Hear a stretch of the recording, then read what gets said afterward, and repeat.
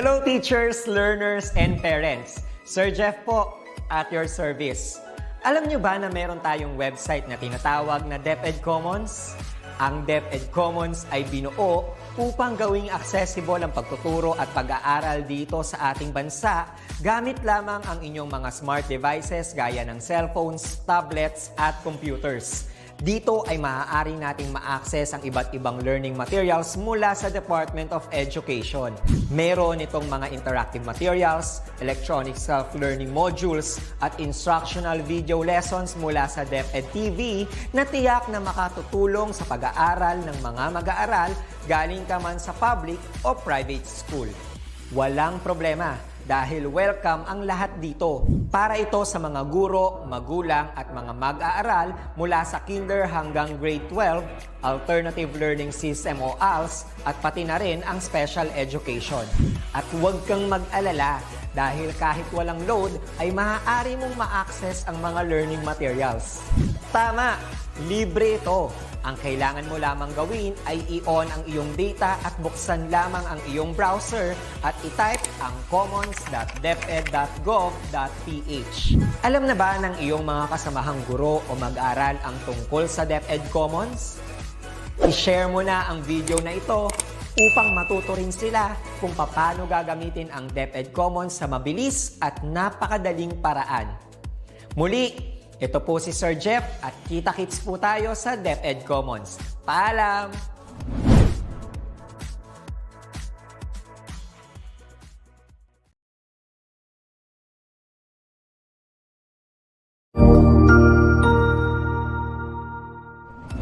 Magandang araw! Sir Wilbur po, at your service. Narito ang ETULay upang gabayan ka sa inyong pag-aaral upang lubos na maunawaan ang iba't ibang paksa o subject. Ang ETULay ay isang free online tutorial class na pinangungunahan ng DepEd Educational Technology Unit sa pamumuno ni Undersecretary Elaine Del B. Pascua. Ang programang ito ay hindi lamang para sa mga bata, kundi ito rin ay magsisilbing gabay sa mga magulang at mga guro kung paano nila ituturo o gagabayan sa bawat asignatura ang kanilang mga anak o mga estudyante. Sa kasalukuyan, ang self-learning module mula sa rehiyon ng Calabarzon at kilala sa tawag na pivot ang ginagamit sa ating ETULay online class. Kaya ano pang hinihintay ninyo? Ihanda na ang inyong mga ballpen o lapis, papel o kwaderno at samahan kaming itulay ang pagkatuto para sa bawat batang Pilipino. Sama-sama tayong magtutulungan para malampasan ang mga hamon sa panahong ito. Halina't matuto kasama ang inyong online tutor sa oras na ito.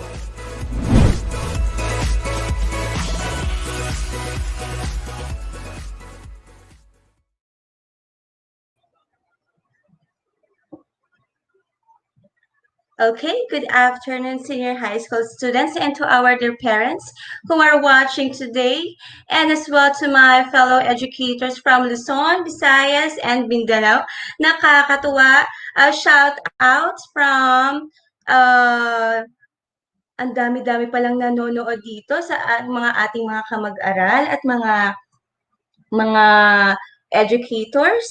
So, shout out tayo from Gutierrez Queen, from Yums Plato, 11 Yums Plato, and as well, Elementary, Midsayap North District, Cotabato Division, Miss Sheila Marie Lavado Villar, and to, nakakatuwa, nakaabot tayo, Lipa City Senior High School, Queen Bellarmino Gutierrez. So, maraming salamat po sa panonood po ngayon. I am Miss Sheila May Malisido, or what they call me, Ma'am Sheila. In our school, I am from the division of Marikina City, teaching ABM subjects in Santa Elena High School. So I will be your DepEd EdTech ETULay online tutor for the subject Business Ethics and Social Responsibility every Friday at 3:40 to 4 o'clock in the afternoon. So, wow! Shout out din sa ating May Avenger, Sir Lester Bernardino. And as well, can you give me as well to shout out my Mayo Vengers po na si Sir Michael Morelia, si Serena Gallo, Isaiah Morales, and my co-teacher Richelle Recanala, Nylan Garayan, Irvin Ryan Garcia, and Valentin Batok from the Division of Marikina City, and to the rest of my fellow educators in Santa Elena High School. So let's start. So our lesson for today is about the influence of Filipino value system in business practices. So we are in the week 6 in our most essential learning competency.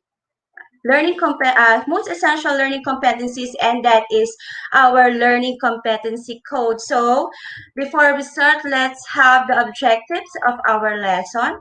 First is to identify various Filipino value system. Second is describe how Filipino value system affects the attitudes of business constituents. And third, analyze various business situations as they are influenced by the Filipino value system. So, bago tayo magsimula, shout out from Beligia National High School, Hyacinth Ira Alejabo Tombo. Maraming salamat. And my student, Maria Cristela de Guzman. Okay, salamat Cristelo. So what is Filipino value system? Filipino value system or Filipino values refer to the set of values or the value system that a majority of the Filipino have historically held important in their lives. So meaning, ang Filipino value system ay ang mga set ng mga filosofiya, prinsipyo, mga kaugaliang nakaugat na sa atin bilang mga Pilipino. Pero ang tanong, ano ba itong mga Filipino value system na yan? So in order for us to know the different Filipino value system, help me to identify it by typing in the comment section. Okay. So let's start now. Are you ready? So what is that? Can you answer in the comment section? It is a Filipino cultural trait, which when translated literally means a death of one's inner self or loob. It is also often translated as a death of gratitude. So what is it? Kindly type in the comment section. Okay.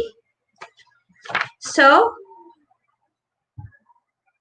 the answer is utang na loob. Very good, Dayan de Guzman. So, utang na loob ang sagot. So sa utang na loob, it is according to Hollenster in the book by Jerusalem Palencia, which is Business Ethics and Social Responsibility, Concepts, Principles, and Practices of Ethical Standards. Utang na loob is contractual, where the recipient is compelled to show his gratitude properly by returning the favor with interest. So in a business setting, paano ba pina-practice yun? Let's say if an employee is hired in a company, so how are you going to give gratitude, no, sa company? So we have to be efficient and effective employee, no? That's how we show our gratitude to the company that hired us, di ba? So, ang galing talaga ng ating mga estudyante from Utang na Loob, you filled Atub, Junaid Kadhi, Andrew Ford Medina. So, ang galing-galing talaga. Nakasagot sila ng ng tama sa ating unang Filipino value. Next, what is this? It is a virtue of respect for one's parents, elders, and ancestors. It is an important concept in Filipino culture. It is understood as essential to maintain the collective faith of the family and to avoid experiencing hiya. So what is this? Okay. So, what is this? So the answer is filial piety. Meron bang sagot dito. So, filial piety, with the word filia means love, and piety is kindness. So, filial piety is being generous or mapagbigay. Okay?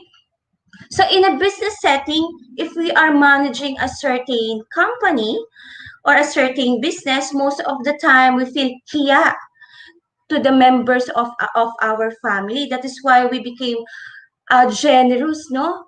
No, being generous in many ways. But bear in mind, we are managing a business. So we have to maintain the sustainability of the business. So how are we going to handle it? So there is a saying na, give a man a fish and you feed him for a day. Teach a man how to fish and you feed him for a lifetime. So, hindi lang yung lagi tayong bigay ng bigay. So, paano natin matutulungan? We could hire him in our company. From there, so tuturuan natin siya para masagutan yung kanyang what you call that, to sustain his everyday needs. Okay? So, tama ang sagot. Buford Atup, Shania Ersa Messina, that's filial piety. Okay? Next, what is this? It is so-called patronage in Filipino culture and politics.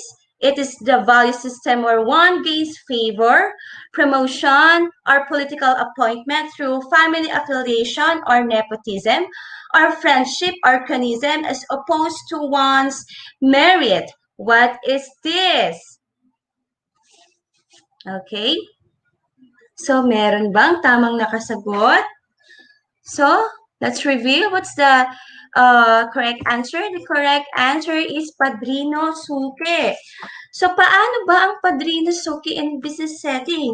If our friend recommends someone in our company, let's say we are employer or a manager, so we should, kailangan ang gagawin natin, pag recommended siya ng ating kaibigan, we should still, the applicant should still follow the process na nag-under with the other applicants. Yun nga lang, we have to consider his application as well. But bear in mind, if we could consider his application, he should be fitted or suited or qualified enough for the said position. Okay? So, tamang mga sagot. Let's see, shout out. Shania Ariel Messina. Galing mga top 1 tsaka top 2 talaga tayo. Fermin Fedeliaga, Justin De Guzman, Aliyah Pineda. Watching from Kapitbahayan Elementary School. Maraming salamat sa panonood. Next tayo. What is this? So it can be translated to mean whatever happens, happens. Things will turn out fine. Or as I'll take care of things, it has been loosely translated as become what may. It is referred to as the Filipino version of fatalism, that is leaving everything in the hands of fate. What is this? So the answer is bahala na. So we are very religious people, diba? So we are lifting everything to God. So meaning, parang ito rin ay motivation natin from every struggles or challenges na meron tayo sa negosyo natin, whether tayo nag-ooperate o hindi man, no? So, motivation sa atin yan na may magagawa si Lord para sa atin. Kaya sa bathala na, from the word bathala na, bahala na. Next is, what is this? Okay. So, mga tamang sagot. Jose Tamolen Segumban, Melanie Lucy Baron Viana. And how about it? It means tomorrow, a specified future time. It is also known as procrastination in plain English and mamayana in Filipino. So, the answer is mañana hapit. Okay? So, pag tayo ay nagtatrabaho, so paano yan? We have to set priorities. Okay? Paano pag-set ng priorities? Ano ba yung dapat nating unahin? Yung madi-deadline agad. Okay? So, yun ang dapat nating unahin. And so, yung mga malalayo po yung deadline, okay, sige, mamaya na muna yan. So, kailangan i-set natin yan by priorities. Okay? Next is, what is that?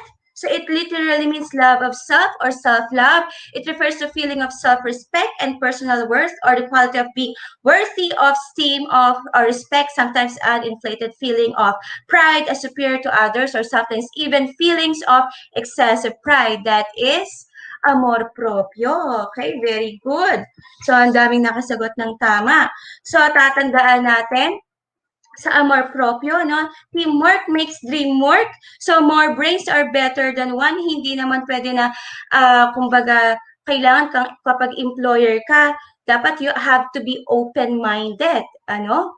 So, from the suggestions and criticisms. And if you are an employee, your boss is still your boss, no? You have to set muna yung pride, okay? Ibaba na muna ang pride. Okay? So, next is, what is this? Yun, gagaling. Wilma, beautiful. Sir, Ros, Rabile, Abigail, ang gagaling.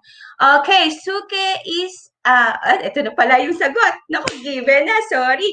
It's a Filipino term which means loyal customer. This is so-called market exchange partnership. Can be developed into an agreement where one can be a regular customer and supplier.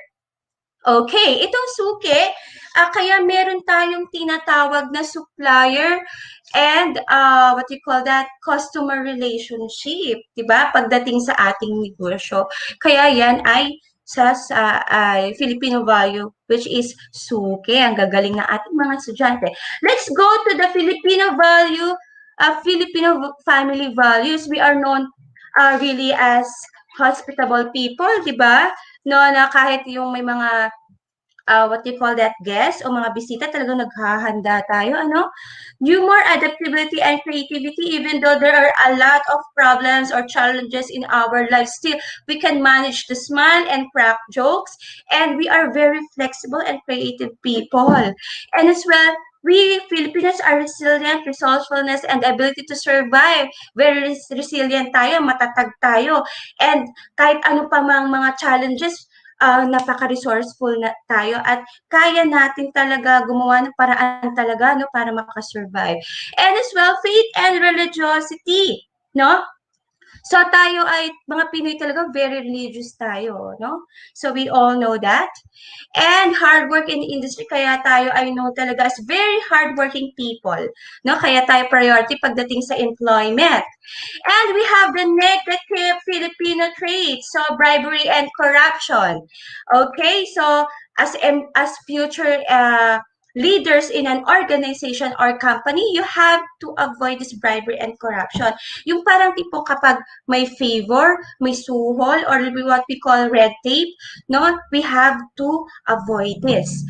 Okay, gossiping. Okay, pagdating naman sa gossiping, meron na tayong tinatawag, di ba? Great minds discuss ideas, average minds discuss events, small minds discuss people. So, pwede tayong magkwentuhan. Mas maganda kung mga ideyas kasi natututo tayo, no? Next is Ningas Kugon. So, if we say Ningas Kugon, yung parang sa una lang sa una lang masipag, no? Pero pagdating na sa huli, pag meron ng negative na tag dito na-encounter, ayun na, parang tatama rin na or whatever, we have to avoid this. So, let's identify the Filipino values in a given business situations. First, Luisa is a manager in an appliance store. One day, she had a big debt to pay in a bank. In order for her to pay her debts in a bank, she asked her friend Benny if she could borrow money from him. After several months, Benny came to her and asked her if he could apply in her store as he lost his job. What Luisa did was he hired Benny as her marketing manager. So, what is the suited Filipino value for this? So the answer is utang na loob. Next is Yuri is an accounting staff in a financial agency. Most of the time, she submits her reports late because she always typed in list priority tasks, as she always say that it's not yet deadline in submitting the sale reports. So ano ang suited o tamang Filipino value for this? So this is, okay, mañana habit. Okay? So, ang daming tama. Maraming nakasagot ng tama. Next last one is whenever Gilbert applies for work, he always asks his tito to recommend to his friends who are managers in different companies. So, what is the suited or appropriate Filipino value system for this? So, the answer is Padrino Suke. Okay, very good. Ang gagaling ng ating mga estudyante. So, shout out ulit. Ang gagaling. Abigail Bangka Mangahas. Tama mga sagot. Okay, so beautiful. Ito pang galing talaga ni beautiful, ano? Okay, si Abigail Manyana Habit. Ang galing-galing. So that's all for today. So thank you very much, everyone, to students, to my fellow educators and parents, and to all my colleagues, friends. Thank you very much. Till our next session next week. Again, Friday. Okay, Friday ako next week. Okay, maraming salamat. Ang galing-galing talaga ng ating mga estudyante. Shout out Malingon Elementary School. Okay? So maraming salamat po. Okay? Goodbye.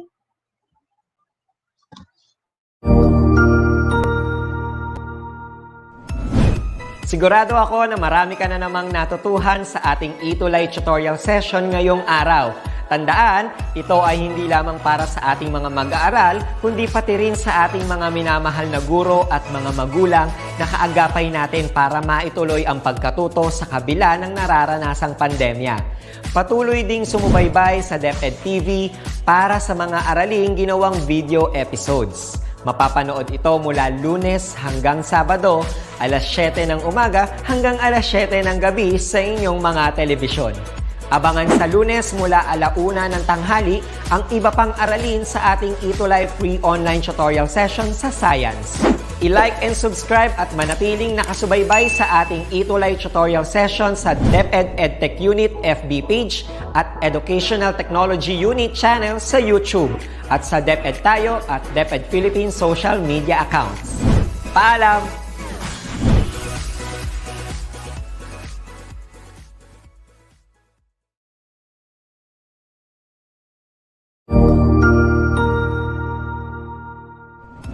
Magandang araw, Sir Wilbur po, at your service. Narito ang ETULay upang gabayan ka sa inyong pag-aaral upang lubos na maunawaan ang iba't ibang paksa o subject.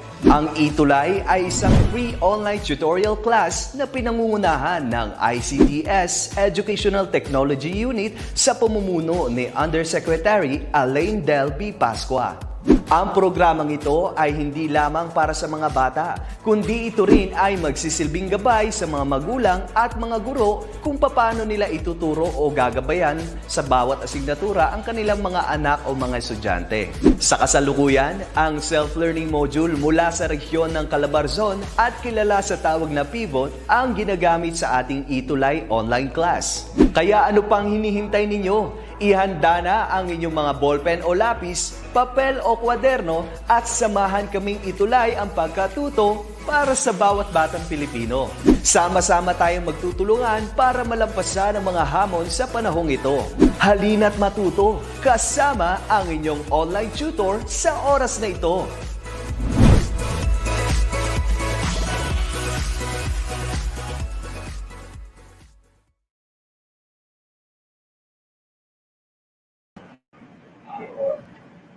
Magandang hapon po sa lahat na nanonood, nakikinig at sumusubaybay sa ating ETULay session ngayong Biyernes. Narito na po ang grade 8. Ang inyong gabay guro, Tutor John. Tayo po ay sa week 6 na ng second quarter. At ayon po kasi sa MELC o Most Essential Learning Competencies, ating aaralin na ay isa pang branch ng mathematics. Ito po ang geometry. Pag-aaralan natin kung paano logical states, intindihin kung ito ba ay totoo o hindi. At magfo-form din po tayo ng arguments na makakabuo ng postulates and theorems para nga maintindihan natin yung foundation ng mathematics. So, doon po sa module natin, ang indicate po doon sa ating week number 6 is one of the converse, inverse, at saka contrapositive ng ating conditional statements. Pero dahil ngayon pa lang po sumusulong ang junior high school ng ETULay, na isipan ko po na mag-look back lang tayo ng kaunti at aralin muna natin kung ano yung conditional statements bago tayo bumuo ng paglalaro dun sa mga words na at aayusin kasi natin siya as another form of statements. So for today,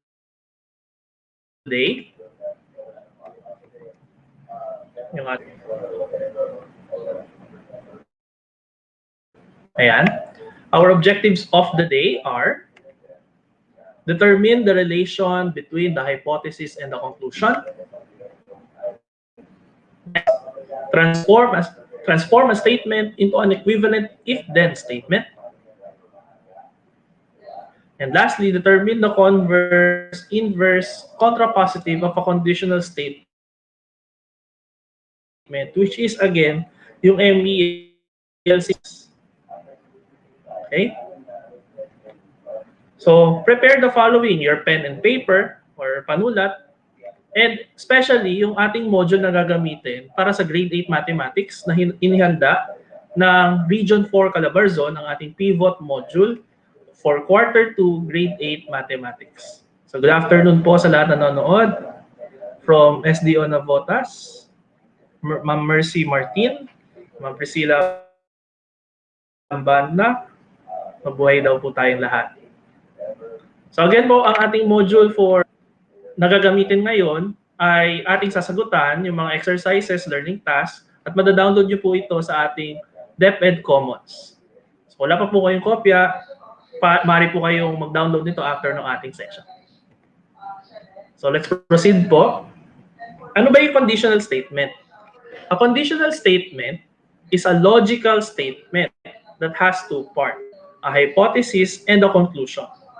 So kaya nga siya conditional. May condition para mangyari at magkatotoo yung statement na yon. And again, it's bounded by logic. Hindi lang siya basta-basta ginagawa. Then these statements can be written in if-then form. Example, if you will start your lesson, you will pass. This is an example of a conditional statement. Kasi makikita natin na may condition at meron magiging effect yung condition na yon. So alin dun yung hypothesis at alin dun yung conclusion. So if you will read and understand, if you will study your lesson, then you will pass. So magiging condition natin or yung cause ay yung if you will study,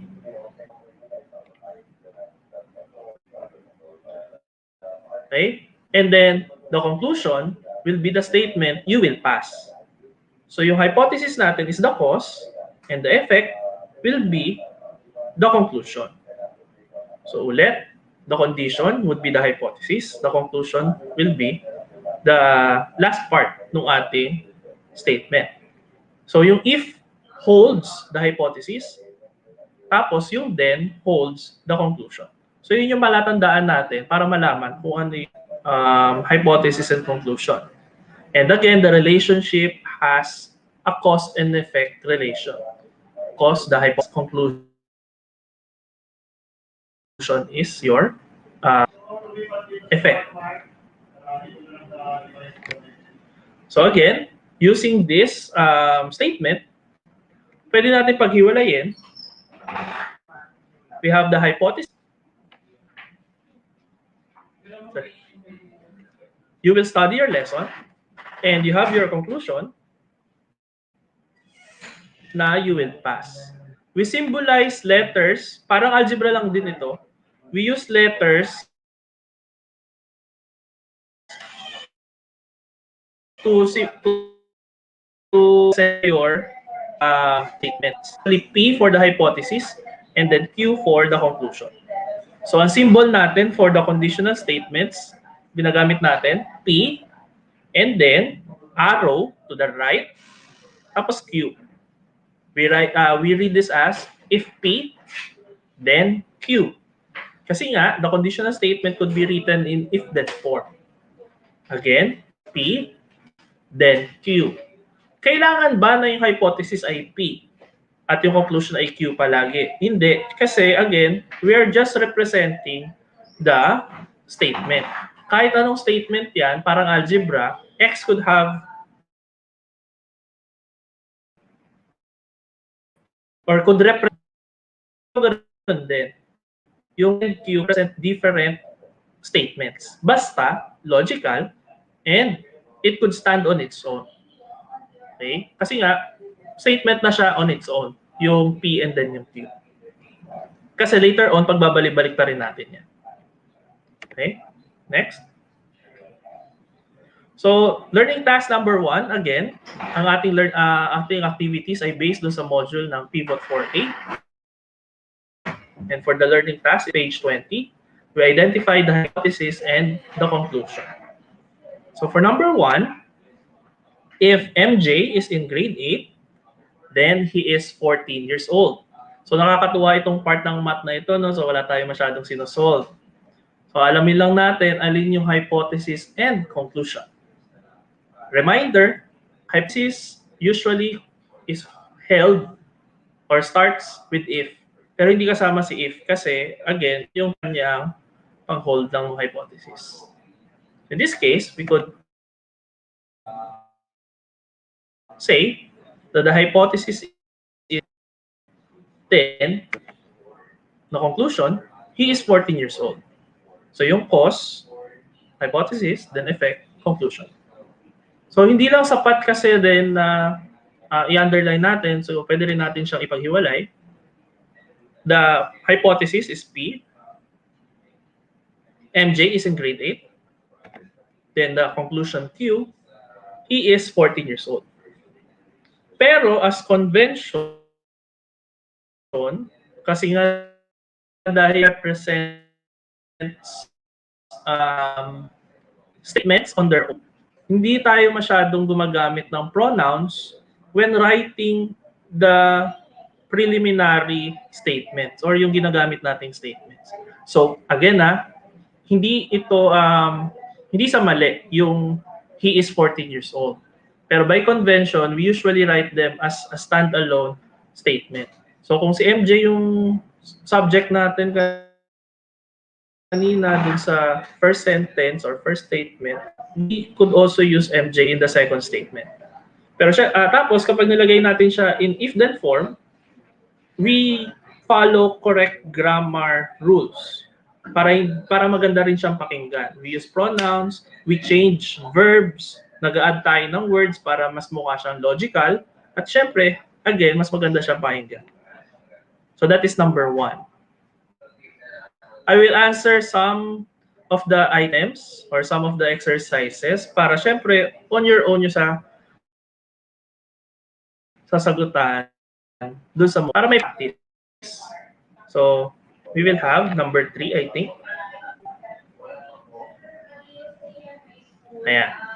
Number 3, if you will sleep early, then you will wake up early.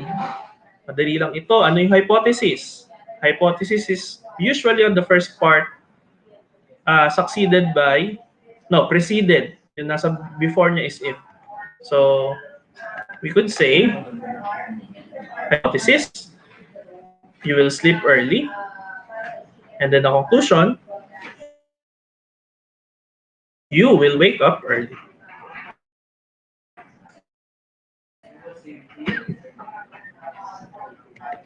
Okay, next item. Kung meron kayong sagot, again, you feel free to write your answers sa ating comment boxes para ma-recognize din kayo dun sa ating ginagawa. So, next item, number 5. Ayan. So, mathematical concept na itong pag-uusapan natin. If the triangle is equilateral, then it is a conclusion. When you say equilateral, it means a triangle with equal measure na sides or sides with equal measures. Then when you say equiangular, the angles are of equal measure. So yun yan. So, the hypothesis, the triangle is equilateral, and the conclusion, it is equiangular. But again, we may write it down as a standalone step. The triangle is equilateral for the hypothesis, and the triangle is equiangular for the conclusion. Kasi pag binaliktad natin siya, medyo medyo off pakinggan kung if it is lateral, then the triangle is equilateral or equiangular rather. Kasi not everything na equiangular ay triangle din naman. So kailangan the statement or the sentence is well defined by having a subject and yun nga descriptor or predicate. Kailangan may may tamang connection ka-initially correct. So that's how you identify. Paano ngayon yung statements na hindi naman naka-if then form?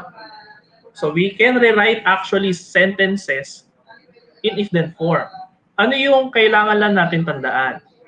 Again, we need something to describe and then something that can describe. Ibig sabihin yung subject natin and then yung predicate natin. Usually, yung laman ng hypothesis and conclusion. So, ang clue nyo sa pag-rewrite na is actually the verb or the descriptor. So in this case, mali natin siya into two. Again, hypothesis and conclusion or P and Q. So we have a hypothesis, a rectangle, kasi yun yung pinag-uusapan natin. And then the conclusion is the rest of the sentence. Nasaan na? Has two pairs of parallel sides. Ayan. Pero, ang pangit naman pakinggan, di ba? If then has two pairs of parallel sides. So, kailangan itama natin yung sentence construction para tama siya all informations are there. Kompleto yung thought ng sentence. So, we could tweak, we could add words, but not change the meaning of the sentence. So, ano ba yung rectangle na yan? Rectangle is a shape, a rectangle is a polygon, pero we could say also that rectangle is a figure, or it is a rectangle. Ano yung it? So, it is a figure, or yun nga, geometric concept kasi siya.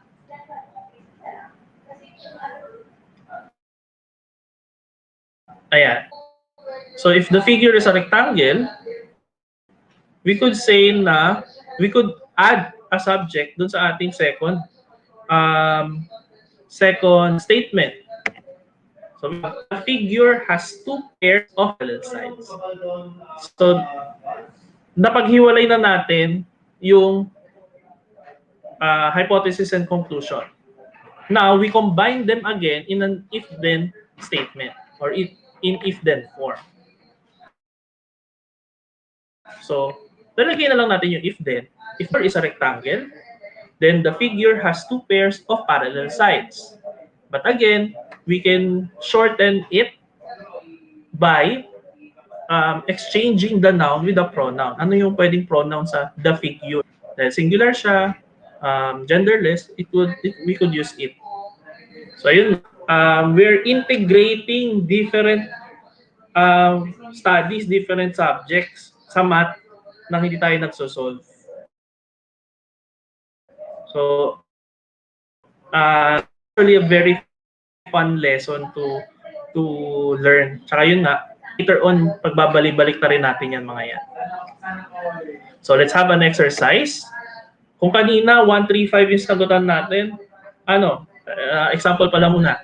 Kasi it could be as short as 3-word sentence. So, Filipinos are Asians. So, ayun nga, paano ba natin gagawan ng if-then form yan? Napaka-ikli. So, again, the simplest way is locate the verb. Ano ba yung verb dyan sa sentence na yan? Filipinos are Asians. So the verb there is are. So yung before the verb would be your subject or the hypothesis. Filipinos. And then after the verb, means affirmative verb, would be the conclusion. Asians. So medyo, again, hindi ganong kagandang pakinggan yung if the na if Filipinos, so we need to write them in a logical statement. Kailangan may logic. Hindi basta-basta maglalagay lang ng words para mabuo yung statement. So we could say, ano ba yung Filipino? Tao yung Filipino. So the person or a person. So the person is a Filipino. Then gagayahin na lang natin yung sentence construction. So the conclusion can be, the person is an Asian. And then we combine them in an if-then form para mas maging simple. We verbs, to describe the noun, to replace the noun. So we could say that Filipinos are Asians can be written as, if the person is a Filipino, then she or he is an Asian. Hindi pwedeng it kasi kaya na natin sabihin na yung tao ay may gender. So we could better na masabi rin yung gender nga through na pronoun. Ayan. So that's how you transform that. So let's have exercises again sa module. So kanina sinagutan natin 1-5. So naman nasaan?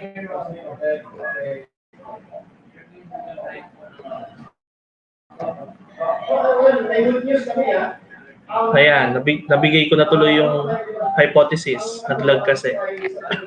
So gamitin natin yung sentence kanina. An equilateral triangle is equiangular. So we could say that the hypothesis is the triangle is equilateral. Kasi nga, again, we want the statements to be logical kahit na hypothesis pa lang siya. Kasi di ba nag-condition ka nag-iisip ka ng cause. At yung cause na yun, again, it should be logical. So, what could be the conclusion kung yan yung ating hypothesis? Ang pangit naman kung is equiangular lang. So, we could say that the triangle is equiangular. And we have the hypothesis and conclusion. So we could say, if the triangle is equilateral, then it is equiangular. Okay? So again, kung may sagot kayo or masyado mabilis, kindly tell it on the chat or on the comment so you could still follow. Pero this is recorded naman, pwede nyo balik-balikan yung lesson. Especially kung hindi nyo naintindihan agad-agad. Okay? So that's number 2 at page 22, Learning Task 2A. How about number 4? Okay.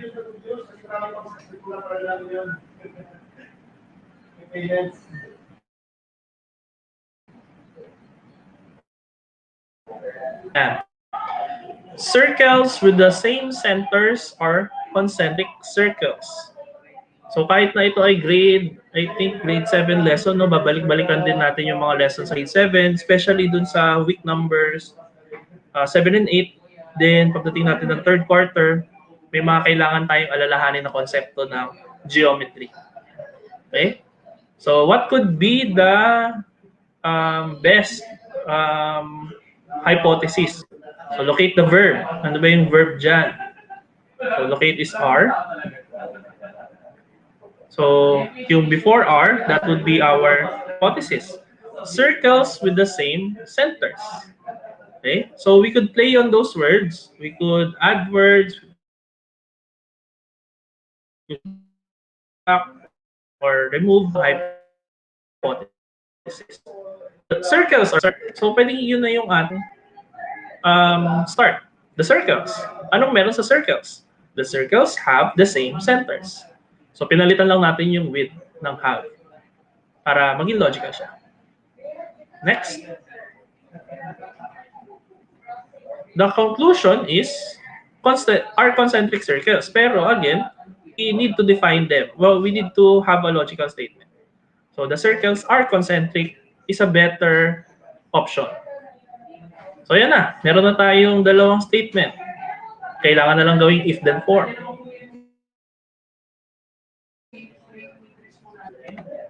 The circles, if the circles have the same centers, then they are concentric.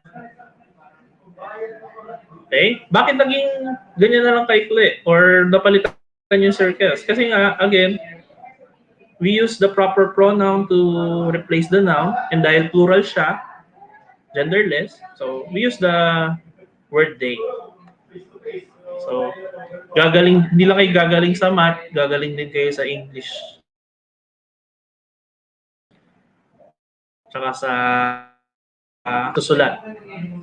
Kasi hindi naman siya basta-basta. So, we just need practice para mag-gets yung lesson, para maintindihan yung technique. Maka-discover kayo ng sarili yung technique to apply on this lesson. Okay? So that's how you transform statements in if-then form. So nakakadalawang lessons na tayo.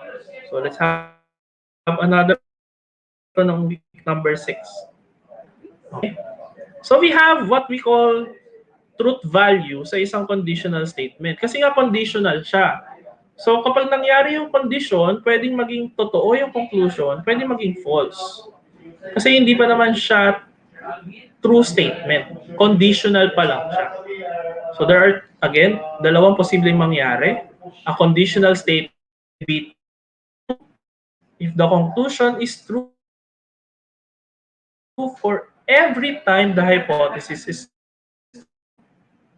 kailangan yung hypothesis kada posibleng mangyari.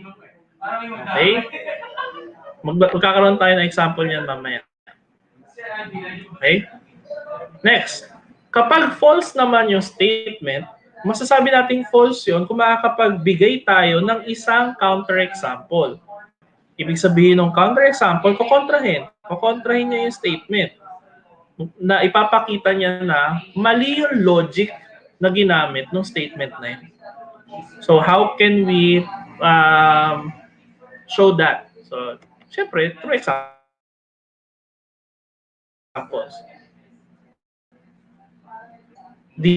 Dito sa learning task 2B at page 22, we're asked to identify if the statement is true or false. Pero kung false, syempre, we need to provide a counter example. So, kailangan yung patunayan na mali talaga siya. Okay? So, number 1, if 3 points are coplanar, then they belong to the same plane. So, marami tayong babalikan dito sa sentence na to. Pag sabi natin coplanar, it means na nasa plane sila sama. So, actually, logically, this is true. Kasi yun na yung definition niya eh. When you say coplanar, or coplanar points to be more specific, these are points on the same plane.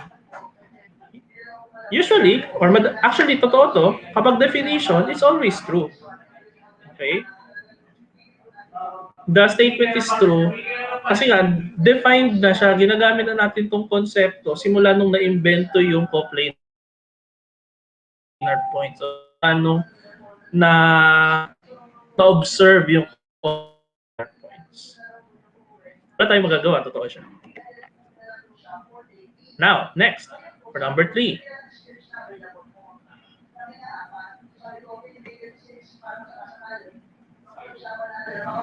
Ayaw pa lumabas. Ayan. Oh, number 5 agad. So, let's say, if a figure is a triangle, then the angles are acute. Ano ibig sabihin ng acute? When you say acute angles, the angles measure less than 90 but greater than 0. So between 0 and 90. Ano itsura nun? So ang acute triangle, parang ganito ang itsura. Okay? So, hindi rin sa sobra sa L. Okay? So lahat ba ng triangle ay ganon? So may maisip kayo kahit isa lang na triangle na hindi lahat ng angles ay acute, ibig sabihin, the statement is false. Again, to prove that the statement is false, you just need one counterexample. Nakokontra nga dun sa ating statement. So ano yung mga posible nyo maisip na counterexample? So makakabuo kayo ng, again, ang acute triangle, ganito ang itsura. We also have what we call right triangles. We have a right angle, a 90 degree, pa letter L yung kanyang itsura. Sa isang vertex, sa isang corner. And then, we also have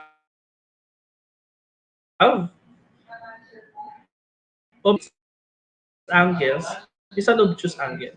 So, mas malaki siya sa 90 degrees. Kasi Anna Marie, na a right angle is a counterexample.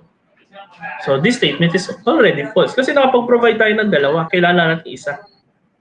Okay? So again, hindi lahat ng conditional statements, hindi lahat ng logical statements ay true. It could also be false. You just need to understand. Siyempre, magiging totoo lang siya para sa lahat. False siya kapag may nagkamaling isa. Okay? So next. Ayan. So, we could also represent conditional statements using Venn diagrams. Okay? Yung Venn diagrams, you've learned that in your first quarter ng ating grade 7 mathematics. So, Venn diagrams are just representation of your sets. So, statements could be represented as sets. Ganun kasimple. So, let's use the previous example dun sa Filipinos are Asians. We have the hypothesis, the person is a Filipino. So, ano ba yung defining trait dyan? The defining trait is the nationality, which is Filipino. Tapos, in the conclusion, the person is an Asian. The defining trait is the race, which is Asian. So, we have the conditional statement, if the person is a Filipino, then she or he is an Asian. So, paano natin siya gagawing Venn diagram? Paano tayo bubuo ng bilog? So, kailangan is the defining trait in the hypothesis and the conclusion. Okay? So, ano ba yung defining trait doon sa ating hypothesis? Yung trait is Filipino or Filipinos. So, makakabuo tayo ng circle. Ngayon, bubuo tayo ng circle ng Asian. Nasaan yung Asian? Sa labas, sa gilid, sa loob, or yung Filipino ba yung nakapaloob? So tatandaan nyo na meron tayong tinatawag na subsets. And when you say subsets, they are sets that is contained in another set. So nasa loob ng isa pang set. Ngayon, ang Filipino ba ay subset o yung mismong larger set? So, madali namang malaman eh. Ano ba yung natin? Ano ba yung conditional statement natin? If the person is a Filipino, he or she is an Asian. So, kung Pinoy siya, Asian din siya. So, we could say na yung Asian mas malaking set na dinedescribe natin. Filipino, the set of Filipinos is inside the set of Asians. Kasi nga, di ba, alam natin na yung Pinoy, Asyano din. So, in essence, mas malaki ng Asians dun sa compared sa group ng Filipinos. Okay? So, alin dyan yung hypothesis? The hypothesis is the subset of the conclusion. Yun yung explanation na may bibigay ko dito sa Venn diagrams. The hypothesis can be represented as a subset of the defining trait nga ng conclusion. Okay, so let's have another example. 3A, page 22. Illustrate or draw Venn diagrams based on the conditional statement. So if it is a rectangle, then it is a quadrilateral. So madali na siya. Yung hypothesis, it is a rectangle. Then ano yung conclusion? It is a quadrilateral. So ganun kasimple. Hypothesis ay yung nasa loob ng set ng defining trait ng ating conclusion. Next.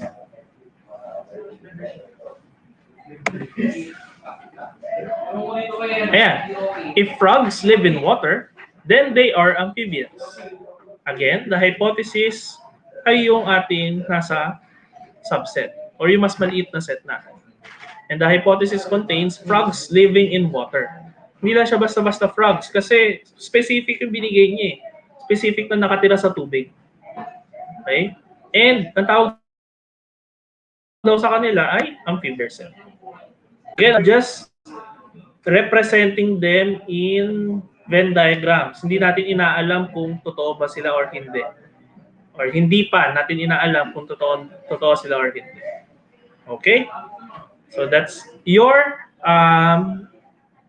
everything about conditional statements. So ngayon, ayan. So meron pa palang isang exercise. Sabi ko nga no, hindi lahat ng statements ay merong test na false. So let's check this one. If it is a rectangle, then it is a quadrilateral. Ano ba yung rectangle? Rectangle is a shape with 4 sides such that the 2 pairs ng kanyang sides ay parallel. Tapos the angles are right angles. So yung parihaba, alam niyo na may itsura nung rectangle. Ngayon, what is a quadrilateral? Lateral is a 4-sided figure. Okay. 4-sided figure. Alam natin na yung rectangle 4-sided. So, obviously, automatically, lahat ng rectangle ay quadrilateral din. Ngayon, ang tanong,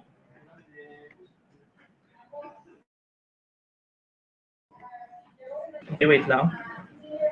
Ayan yung hypothesis, the figure is a rectangle.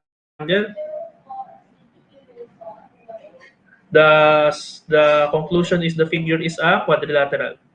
Okay,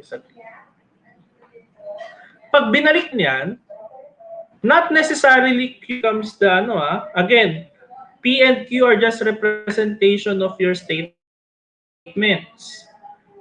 Hindi yan basta-basta pag P automatic hypothesis. Hindi.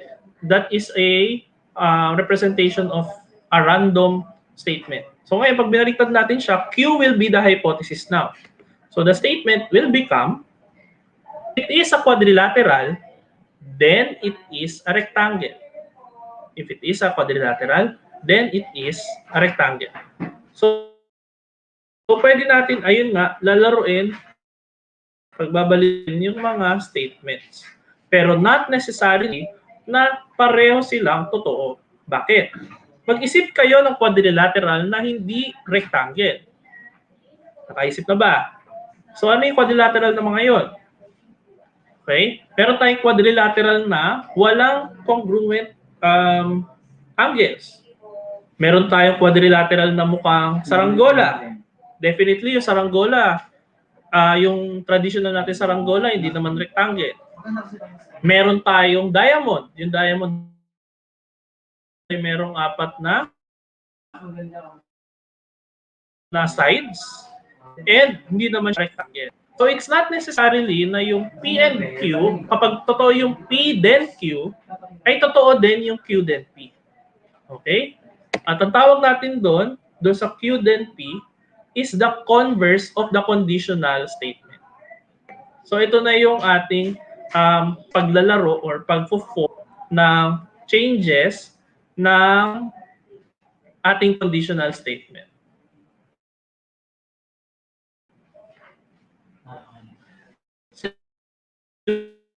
is condition statement.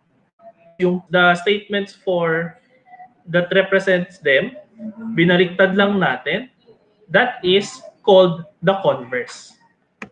So I think we have an example. Ayun nga, if it is a rectangle, then it is a quadrilateral. Then Q then P, babalik na rin natin yung dalawang parts ng conditional statement. Q becomes the hypothesis. So we have four forms na statement. The conditional, the second one is the converse, Q then P. The next one is called the inverse. O so yun nga, no, true siya, tapos false yung Q then P. Okay? One is called the inverse of the conditional statement.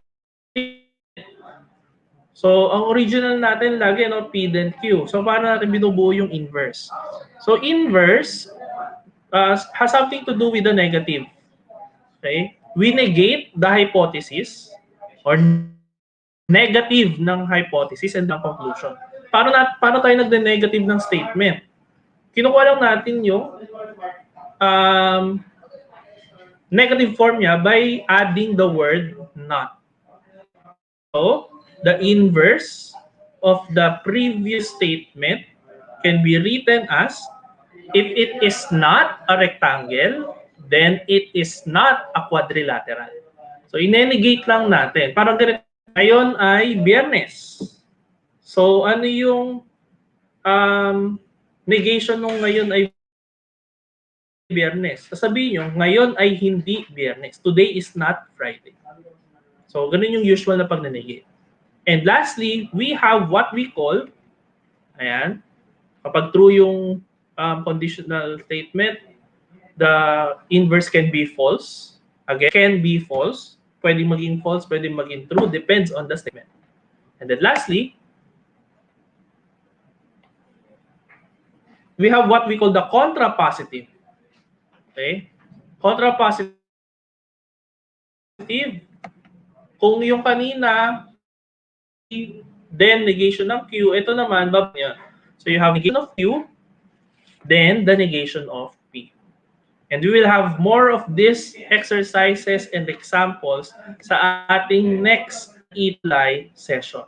Malalaman nyo kung kailan nagiging true yung statement at ano yung equivalent niya na truth value. Okay? So doon tayo titigil muna for this session.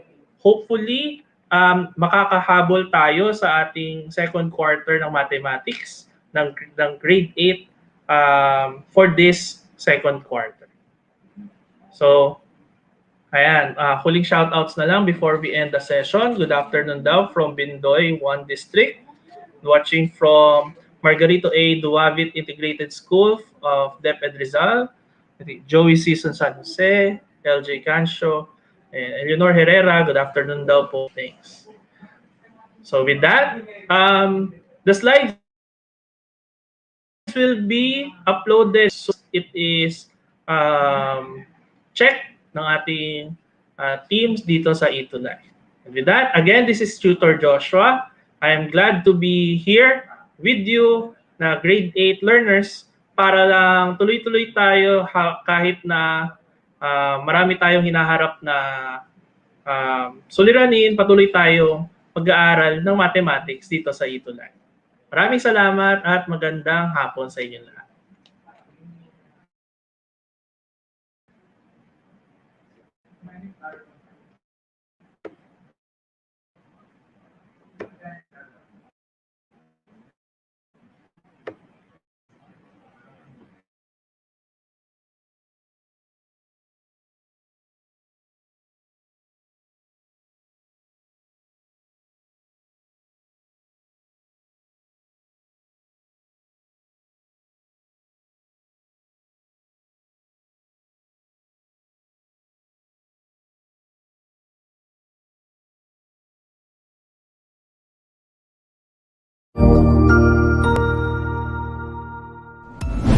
Sigurado ako na marami ka na namang natutuhan sa ating ETULay tutorial session ngayong araw.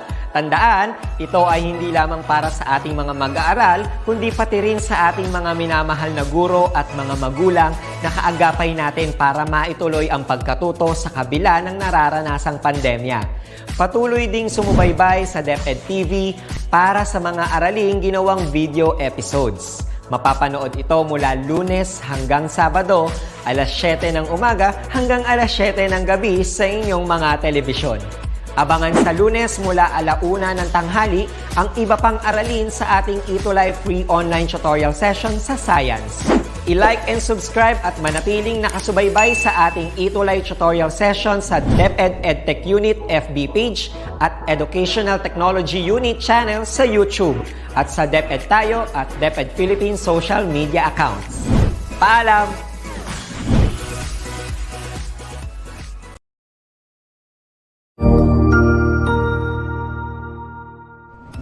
Magandang araw, Sir Wilbur po, at your service.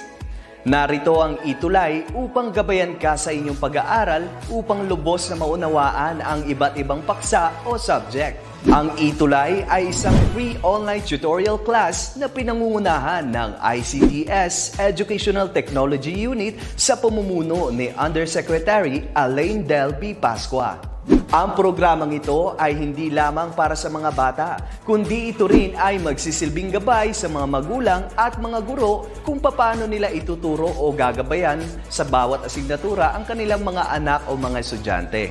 Sa kasalukuyan, ang self-learning module mula sa rehiyon ng Calabarzon at kilala sa tawag na pivot ang ginagamit sa ating ETULay online class. Kaya ano pang hinihintay ninyo? Ihanda na ang inyong mga ballpen o lapis, papel o kwaderno at samahan kaming itulay ang pagkatuto para sa bawat batang Pilipino. Sama-sama tayong magtutulungan para malampasan ang mga hamon sa panahong ito. Halina't matuto kasama ang inyong online tutor sa oras na ito.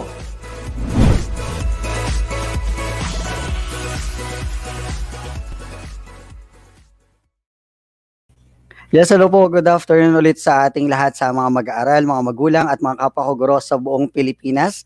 Pangatlong beses na po nating nagsasama ngayong hapon dahil it's Mathematics Friday po. Kaya it's Friday na, kaya math time na. Kasama of course ang inyong tutor of Hill dito po sa ating DepEd online tutorial ang ETULay. So, batiin po muna natin ang lahat na mga kasama natin ngayong hapon. Good afternoon watching from Gallego, ES Pigcawayan North District, Cotabato Division. Si Salvador Galiano. Good afternoon po. At ganoon din kila LJ Cancio from Bindoy 1 District at Joey San Jose ng Margarito A. Duabit Integrated School, DepEd Rizal. Okay, so last week mga grade 10 learners ay pinag-usapan natin ang equation of the circle. So natatandaan nyo ba ang ating equation of the circle po mga grade 10 learners? Kaway-kaway nga dyan sa mga grade 10 learners po natin na mag-comment lang po para malaman naman natin kung sino yung mga grade 10 nating kausap ngayong hapon na ito. Pero ibibigay ko na po sa inyo, ang pinag-aralan po natin last week ay ang ating equation of the circle kung saan, yan, kahit hindi nyo na ako makita, yan, ganyan. Ang equation of the circle po ay meron dalawang equation. We have the standard and the general equation of the circle. Under the standard equation of the circle, makikita nyo po, ito po muna papakita ko yan. So we have the quantity x minus h raised to the second power plus the quantity y minus k raised to the second power is equal to r squared. So hello po. Ayun, estudyante ko yata. Nirequired ko mga estudyante ko nga pala. So may attendance ka na sa akin. Jodeline David from Samal National High School Annex, Division of Bataan. Hello. Magandang hapon. So sa ating example, sa ating equation, standard equation of the circle, ito yung nagpapakita kung saan malalaman agad natin kung ano ang center of the circle at ang radius of the circle. Wherein ang ating center or is h at k at ang ating radius ay yung value ng r dun sa may dulo ng ating equation. Sa general equation of the circle, it is presented to as ax squared plus by squared plus cx plus dy plus e is equal to 0. On that certain matter, pinagsama natin or in-expand natin ang quantity x minus h raised to second power at quantity y minus k raised to second power. Kung saan nagkaroon tayo bigla ng ax squared plus cx at dun sa y minus k, nagkaroon tayo ng by squared plus dy having the constant of e Kaya tayo nagkaroon ng general equation of the circle. So yun ang naging topic natin last week. So ngayon naman ay balikan natin kung ano nga ba ang definition ng ating circle bago matapos ang quarter na ito. This is our second to the last topic para sa ating quarter 2. So nasa week 6 po tayo. Good afternoon from SDO Nabotas, Yangos Elementary School, kay Mercy Martin. So pag-usapan muli natin kung ano ba ang circle. So circle, under that circle, we're about to deal with the tangent, secant, segment, and the sector. Yes, hello, Samantha Chloe Daculio, magandang hapon. So pag-aralan ulit muna natin, ano ba yung salitang mabubuo nyo out of that jumbled letters? Sige nga, isulat sa comment section. 10 seconds po. Okay. So ang tamang sagot ay circle. Very good.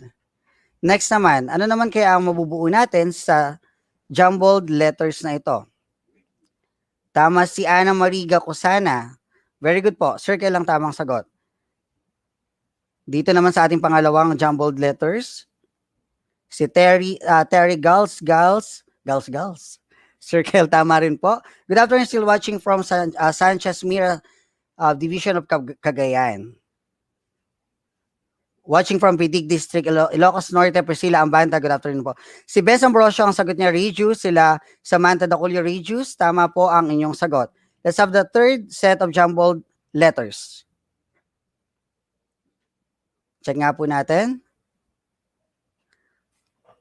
Okay, ang tamang sagot po ay diameter. Let's have another set of jumbled letters. Sulat lang po natin ang ating mga sagot. So tamang sagot nila Benz Ambrosio sa diameter. Medyo late ang ating comment. Pero huwag kayong mag-alala, hindi ko man kayo nababati. Alam kong tama ang mga sagot ninyo dyan sa bahay ninyo. Di ba? So ang sagot natin dito ay chord. Very good. Top 1 si Benz Ambrosio, ha? Very good ka, Benz. Saka si Ana Mariga Kusana. Next po. Anong word po kaya ang mabubuo natin from this set of jumbled letters? Okay, that's correct. Ang tama pong sagot ay secant. Next po.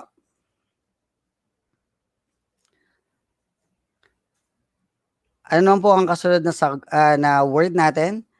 So tama yung mga sumagot ng second, sila Bess Ambrosio at Jodeline David. Very good. Next po. Ito ay tangent. Okay, next po.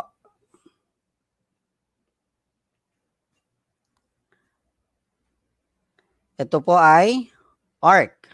Correct. So pag-usapan na po natin muli kung ano ang definition ng circle. So sabi po natin, circle is a closed curve in a plane. So ano nga ba ang pagkakaiba po ng circle? Saka po ng, kasi di ba nung kinder tayo, usually kapag sinabi na, okay, magbigay ng halimbawa ng bilog. Ang lagi natin sinasabi, bola, lobo. Basically, those are kind of circles as well. Pero upon learning po at habang nagiging komplikado ng konti si mathematics, pero gagawin lang nating simple sa pamamagitan ng ETULay, ang circle po is a flat surface kung saan may closed curve lang po siya in a plane. Kaya nga po, nasa flat surface. So yung mga example na binibigay natin nung elementary tayo, like yung mga bola, yung pong mga, yung may mga weight na po or yung mayroong mga space, ang tawag na po natin doon ay sphere. So wag tayong magkakaroon ng confusion doon na iba na po ngayon. Pagdating sa circle, under geometry, it's a circle, it is a closed curve in a plane. So it's just a certain line na bilog or binilog sa isang flat surface, kumbaga wala siyang space sa gitna. Okay, next po. So a circle is a closed curve consisting of all points in a plane which are at the same distance. So, di ba nga po meron tayong tinatawag na center point. So, ibig sabihin po, lahat po ng mga points na nasa pagitan ng center point ay may equal distance. That's why they are called equidistant. From a fixed point, inside it called the center point. So, center in a plane in each point of the circle is at equal distance from a fixed point. Yung sinasabi ko kanina. So, mapapansin nyo po sa figure natin dito sa screen, ang point O, ito po ang magre-represent ng ating center. Kung saan kahit po ano pa dyan sa lahat po ng point na nasa linya, Ulitin ko po, lahat ng point na nasa linya, which means dun po nakapatong mismo sa linya, hindi po sa loob o sa labas ng linya, ay equidistant. So what are the parts of the circle? Number 1, we have the center. Number 2, sabi natin we have the radius. Ang radius naman is a segment wherein one of the endpoint is the center of the circle and the other endpoint lies on the circle. So yung isa po ay yung sentro mismo ng bilog at yung isa naman ay kahit anong point na nasa bilog. Tandaan nyo po, andun po sa mismong linya ng bilog, hindi po sa loob o sa labas ng bilog. Yun po ang tinatawag nating radius. So basically po, ang ating pong radius ay equal din. So ang radius po is the singular term while radii is the plural term for the set of radius. So tandaan po natin yun So hindi lahat ng may S automatic plural. So we take note pa rin po na radius po yung singular term under this certain part of the circle while radii is the plural term for this part of the circle. Diameter naman po is a line that passes through the center of the circle, wherein it is a line segment that joins any 2 points of the circle. So dun sa dalawang point po natin, any point po na dumaan po sa gitna, sa center point, at nagdugtong from any point of the circle, yung po ang tinatawag nating diameter. Basically, there are, the diameter divides the circle into 2 equal parts. Tandaan nyo po lagi yun The diameter divides the circle into 2 equal parts. So under this given example, ang diameter po natin ay AB or segment AB. Circumference. Circumference is the length of the circle or the distance around it. So kung ano po yung pinaka-distance po ng buong bilog, yun po ang ating tinatawag na circumference. Tandaan nyo po kung ano lang po yung distance ng buong bilog, ng linya, yun po ang tinatawag na circumference.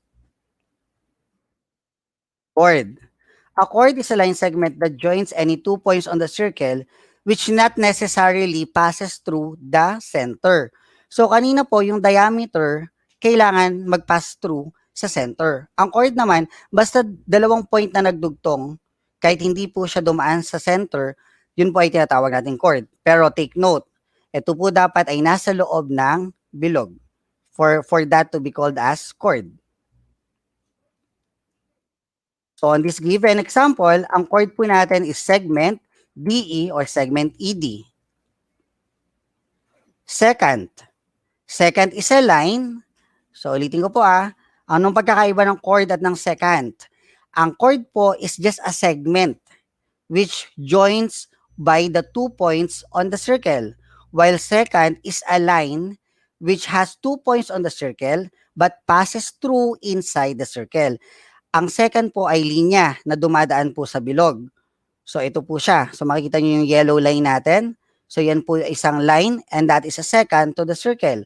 It has 2 points. So basically po, ito po ay pwede natin pangalanan as second or it should be chord FG or line FG at yun ang second to the circle. What is a tangent? A tangent po is a line that intersects the circle at only at exactly 1 point. So isang point lang siya na nasa labas. Any line po na dumaan sa circle at nag-intersect with only 1 point is called tangent, line to the circle. And that certain point is what we call the point of tangency. On this certain example, ang ating pong tangent is the tangent H or line H. Next, arc. An arc is the distance between any 2 points on the circumference of a circle. So ito naman po yung mismong nasa bilog na, yung nasa linya na po ng ating bilog. And that is an arc. So basta po yung distance ng dalawang pinagdugtong na points. Take note po a circle is a set of points na nabuo with a certain figure kaya siya naging bilog. So an arc naman po is a distance between any 2 points on the circumference on a circle. So basically, an arc is a subset of the circumference or an element of the circumference. So under arc po, we have two kinds or we have the two types, the minor arc and the major arc. Sa isa pong ikot, 'di ba, lagi tayong mga naglalaro diyan, yung mga nag-skateboard, yung mga nagbabike diyan, yung mga nagtatumbling diyan, sabi, "Oh, 360 naman diyan." Kasi sa isang revolution po natin o sa isang bilog po natin, we have the 360 degrees. And the arc or the measurement of the arc has a unit of measurement which is degree as well. Yung pong arc natin ay nahati sa dalawa, which is the major and the minor arc. The smaller arc is called the minor arc, of course, and the major arc is the larger one.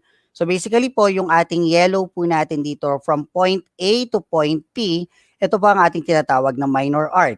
While yung ating blue arc from point A to point P, yung pabalik po kasama si X, ay ang ating tinatawag po na major arc.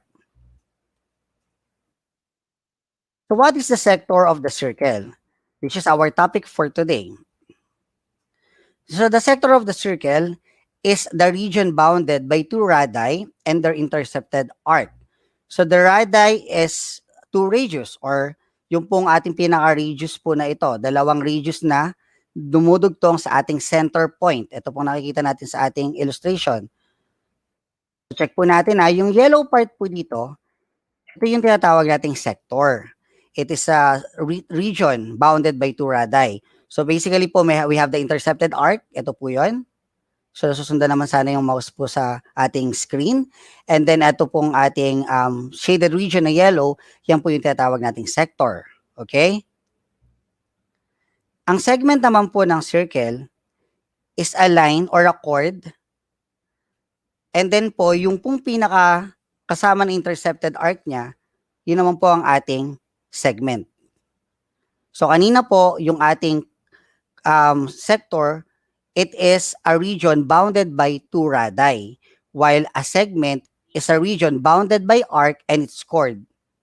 Yung po ang pagkakaiba nila. So remember that, under the certain given po, the measure of the angle or the central angle, dahil po pinakita natin kanina yung ating sector, is the same as the measure of its corresponding arc. So let us have another theorem. The measure of the inscribed angle, yung pinakita naman po ng ating segment, is 1/2 the measure of its corresponding arc. Let's have an example po. For central angle muna tayo. Sabi natin kanina kung ano daw ang measurement ng ating central angle, yun din ang measurement ng ating intercepted arc. So ibig sabihin po, mula dun sa katapat na angle ng ating sector region, yun din ang measurement na angle or yun din ang measurement, ng ating intercepted arc. Example, if central angle is 60 degrees, what is the measurement of corresponding arc? Balikan natin yung theorem kanina. Ang measurement ng central angle is always equal to the measurement of its corresponding arc. Ang central angle po ay laging kaparehas ng sukat ng kanyang corresponding arc. So under the given example number 1, if the central angle is 60 degrees, what is the measurement of corresponding arc? Tingnan nga po natin ang sagot sa ating comment section. Okay, we have 20 seconds. Pakisagot po. If central angle is 60 degrees, what is the measurement of our corresponding arc?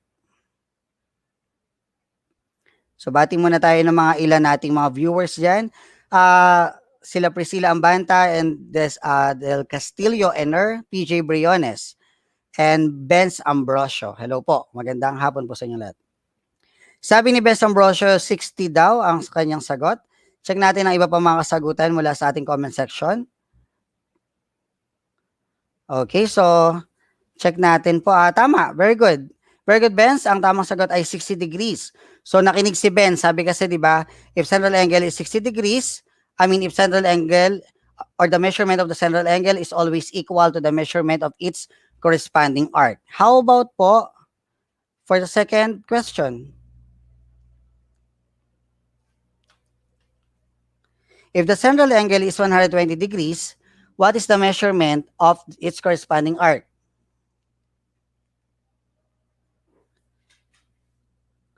Yes po, tingnan po natin yung sagot.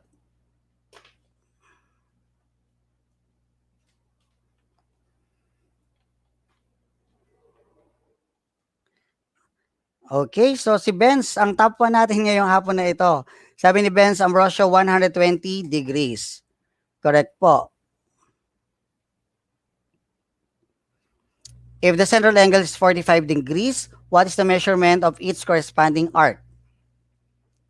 Sabi ni Samantha Chloe Daculio, 120 degrees. Tama, Samantha? Very good. Let's have our third example po. Pakisulat lang po sa ating comment section ang inyong kasagutan. If central angle is 45 degrees, what is the measurement of each corresponding arc? So, ang tamang sagot ay 45 degrees. Tama ulit si Ben Ambrosio. May top 1 na tayo ngayong hapon na ito. Samantha rin, tama, 45 degrees. Our third question, if central angle is 30 degrees, what is the measurement of corresponding arc? Let's see.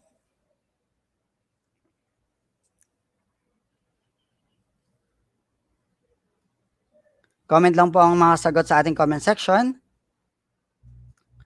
So the answer is 30 degrees. Yan, tama ulit si Benz. Tika saan ba si Benz? Pakilala ka, Benz Ambrosio. Okay, next po, next question natin. If central angle is 75 degrees, what is the measurement of corresponding arc?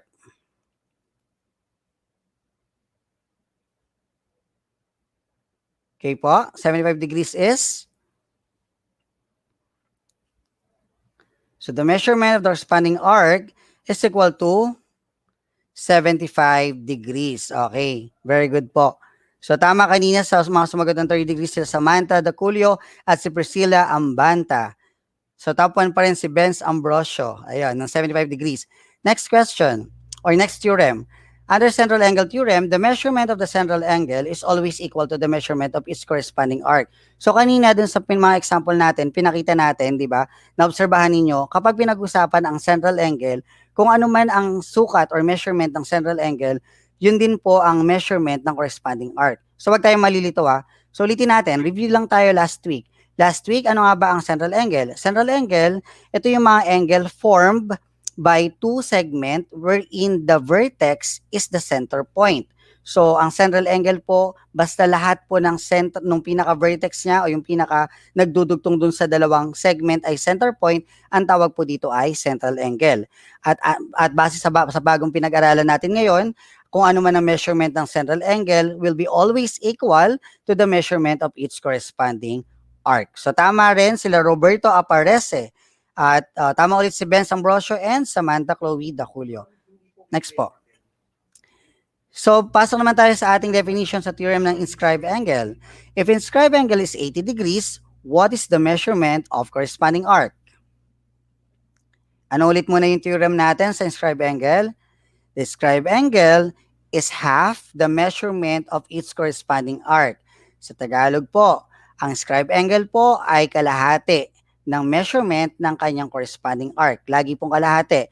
So ngayon, kung ang given naman po ay corresponding arc, imumultiply lang natin by 2 para po makuha naman natin yung measurement ng ating inscribed angle. Okay, let's have our example. If inscribed angle is 80 degrees, what is the measurement of its corresponding arc? Very good po. Si Benz Ambrosio, 160 degrees. Correct. Next po, if inscribed angle is 35 degrees, what is the measurement of corresponding arc? Ulitin ko po para makuha natin po yung measurement ng corresponding arc, imumultiply lang po natin by 2 yung ating inscribed angle because our inscribed angle is 1/2 the measurement of each corresponding arc. So ano pong sagot natin dito? Si Becca Ponpon, sabi niya 70 degrees. Tama ba? Correct. Very good. Tama po ang 70 degrees because 35 degrees times 2 is equal to 70 degrees. Let's have our third example. If inscribed angle is 45 degrees, what is the measurement of each corresponding arc? Let's check. Sabi ko po kanina, for you to get the measurement of the corresponding arc, you just simply multiply by 2 the inscribed angle. So on the certain given, if inscribed angle is 45 degrees, what is the measurement of its corresponding arc? Sabi ni Ben Ambrosio, ni Geraldine Mora, 90 degrees daw po. So check natin kung tama ang inyong mga sagutan. Ang tamang sagot ay 90 degrees. Correct. Very good. Tama po. Let's have our third example. Becca Ponpon, tama rin po ang iyong sagot. At si Geraldine Mora. Sabi po natin sa ating next example ay, if inscribed angle is 25 degrees, what is the measurement of corresponding arc? Tama po sila Priscilla Ambanta kanina, si Roberto Aparece, Geraldine Mora at si Becca Ponpon. Tama po ang inyong sagot kanina na 90 degrees. Let's have our third example po for the inscribed angle. If the inscribed angle is 25 degrees, what is the measurement of corresponding arc? So paalala po it's simply multiply the inscribed angle by 2 for you to get the measurement of the corresponding arc. So let's see your answers in the comment section. We have Ben Ambrosio 50, Becca Ponpon 50, and Samantha Chloe Daculio 50. The correct answer is 50 degrees. Very good. Roberto Aparece, tama po ang iyong sagot. Let's have another question. If inscribed angle is 100 degrees, what is the measurement of its corresponding arc? Priscilla Ambanta, tama po ang iyong sagot na 50 degrees kanina. Check po natin ngayon ang inyong mga kasagutan sa ating ika-4 na example under the inscribed angle. Yes po, if inscribed angle is 100 degrees, sabi ni Ben Ambrosio 200 degrees. Let's have another example, let's have another answer. Sabi ni Becca Ponpon 1,000. Sabi ko kanina, 360 degrees lang po ang buong bilog. So careful po tayo Okay lang yan. Kaya nandito ang ETULay para tulungan tayo sa mga ganitong misconception natin. So take note of this 100 degrees po ang ating hinahanap. Chine-check lang po natin intercepted arc. Always remember that we multiply by 2 ang ating inscribed angle to get the measurement of the corresponding arc. So tama po ang sagot nila Ben Ambrosio. Tama rin po ang sagot nila Roberto Aparece at ni AJ Sipat. The answer is 200 degrees. Let's have another example. Okay, so bigay po muna natin ulit ang ating theorem, inscribed angle theorem. The measurement of the inscribed angle is half the measurement of each corresponding arc. So for you to get the corresponding arc, you simply multiply by 2 yung measurement ng inscribed angle. Ayun, tama ang sagot nila Samantha Chloe Daculio. Sabi ni Becca Ponpon, sumobra po ang pindot ko. Ayun, okay lang yan, walang problema kung ang importante is nakikinig at natututo tayo sa ating mga pagpindot. Okay, let's do the fast math. Bago tayo magsipag, hiwalay muna ulit, pero magkikita pa ulit tayo next week. So our fast math question number 1, if inscribed angle is 35 degrees, what is the measurement of corresponding arc? Let's have 20 seconds for this. Answer in your comment section at habang nagsasagot kayo dyan, huwag natin kalimutan i-like at i-share ang ating Facebook page, ang DepEd EdTech Unit, DepEd Philippines, DepEd Tayo, at ang ating DepEd TV na rin po. So, ang sagot po ni Ben Ambrosio ay 70. Tingnan po natin ang iba pang mga sagot.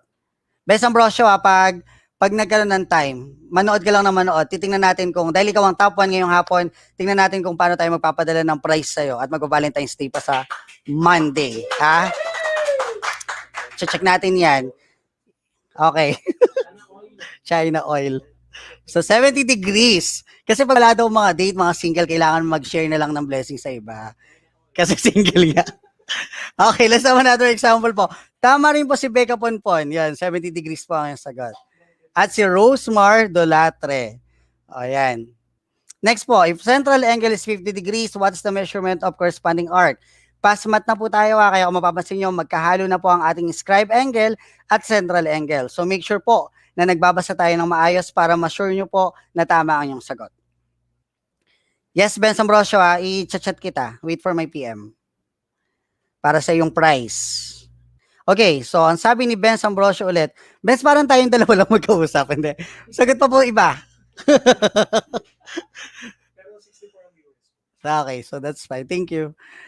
Okay, so we have, if central angle is 50 degrees, the correct answer is 50 degrees. Kasi di ba ang sabi natin, yung mga sumagot na iba dyan na medyo nalito siguro na, sabi natin kapag central angle po, lagi po siyang equal sa corresponding arc. So, let's have another fast math question. If its scribe angle is 75 degrees, so what is the measurement of corresponding arc? 20 seconds po. Siguro malakas ang internet ni Benz Ambrosio. So sabi ni Benz Ambrosio ulit, di ba? Top 1 sabi si Benz Ambrosio 150 degrees. So tingnan pa natin kung meron tayo iba pang sagot. Okay, that's correct. The answer is 150 degrees. Let's have another example po. If central angle is 100 degrees, what is the measurement of its corresponding arc? Check po natin. So, Samantha Daculio, tama ka, meron 150 degrees ang sagot kanina sa ating tanong. So, what is the measurement of the corresponding arc if central angle is 100? Okay, tama si Ben Ambrosio ulit, 100 degrees, at si Becca Ponpon, tama po ang inyong sagot, 100 degrees. Si Roberto Aparaces, ito yung siguro yung sagot niya sa kanina pang tanong na 150 degrees. Let's have fast math question number 4. If central angle is 90 degrees, what is the measurement of its corresponding arc? Check natin po.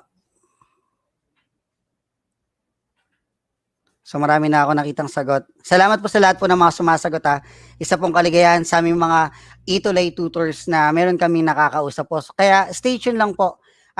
Magiging productive po yung araw nyo, tapos makikita nyo kami lagi, di ba? De Valentine's Day kasi ngayon.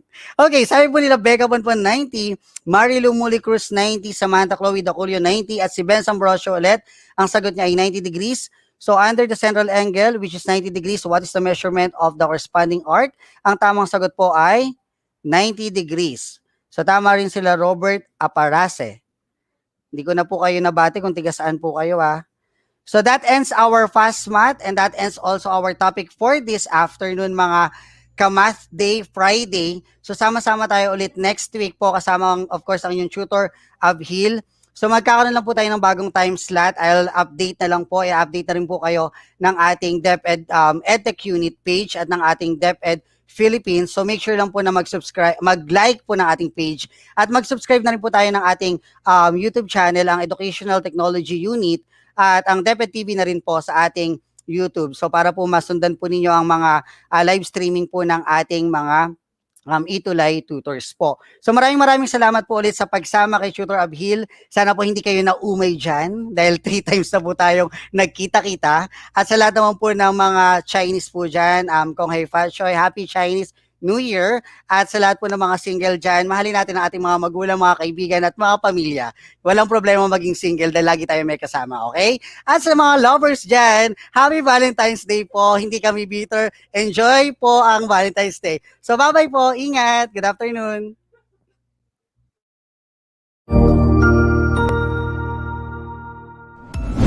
Sigurado ako na marami ka na namang natutuhan sa ating ETULay tutorial session ngayong araw.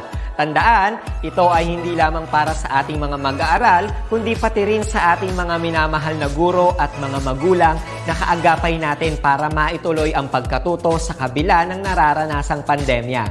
Patuloy ding sumubaybay sa DepEd TV para sa mga araling ginawang video episodes. Mapapanood ito mula Lunes hanggang Sabado, alas 7 ng umaga hanggang alas 7 ng gabi sa inyong mga telebisyon.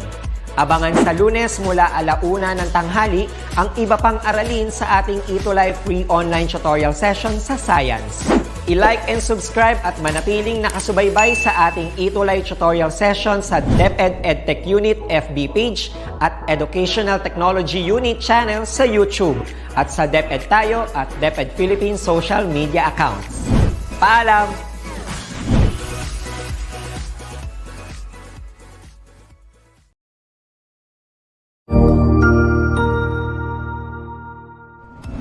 Magandang araw, Sir Wilbur po, at your service. Narito ang ETULay upang gabayan ka sa inyong pag-aaral upang lubos na maunawaan ang iba't ibang paksa o subject. Ang ETULay ay isang free online tutorial class na pinangungunahan ng ICTS Educational Technology Unit sa pamumuno ni Undersecretary Elaine Del B. Pascua. Ang programang ito ay hindi lamang para sa mga bata, kundi ito rin ay magsisilbing gabay sa mga magulang at mga guro kung paano nila ituturo o gagabayan sa bawat asignatura ang kanilang mga anak o mga estudyante. Sa kasalukuyan, ang self-learning module mula sa rehiyon ng Calabarzon at kilala sa tawag na Pivot ang ginagamit sa ating ETULay online class. Kaya ano pang hinihintay ninyo? Ihanda na ang inyong mga ballpen o lapis, papel o kwaderno at samahan kaming itulay ang pagkatuto para sa bawat batang Pilipino. Sama-sama tayong magtutulungan para malampasan ang mga hamon sa panahong ito. Halina't matuto kasama ang inyong online tutor sa oras na ito.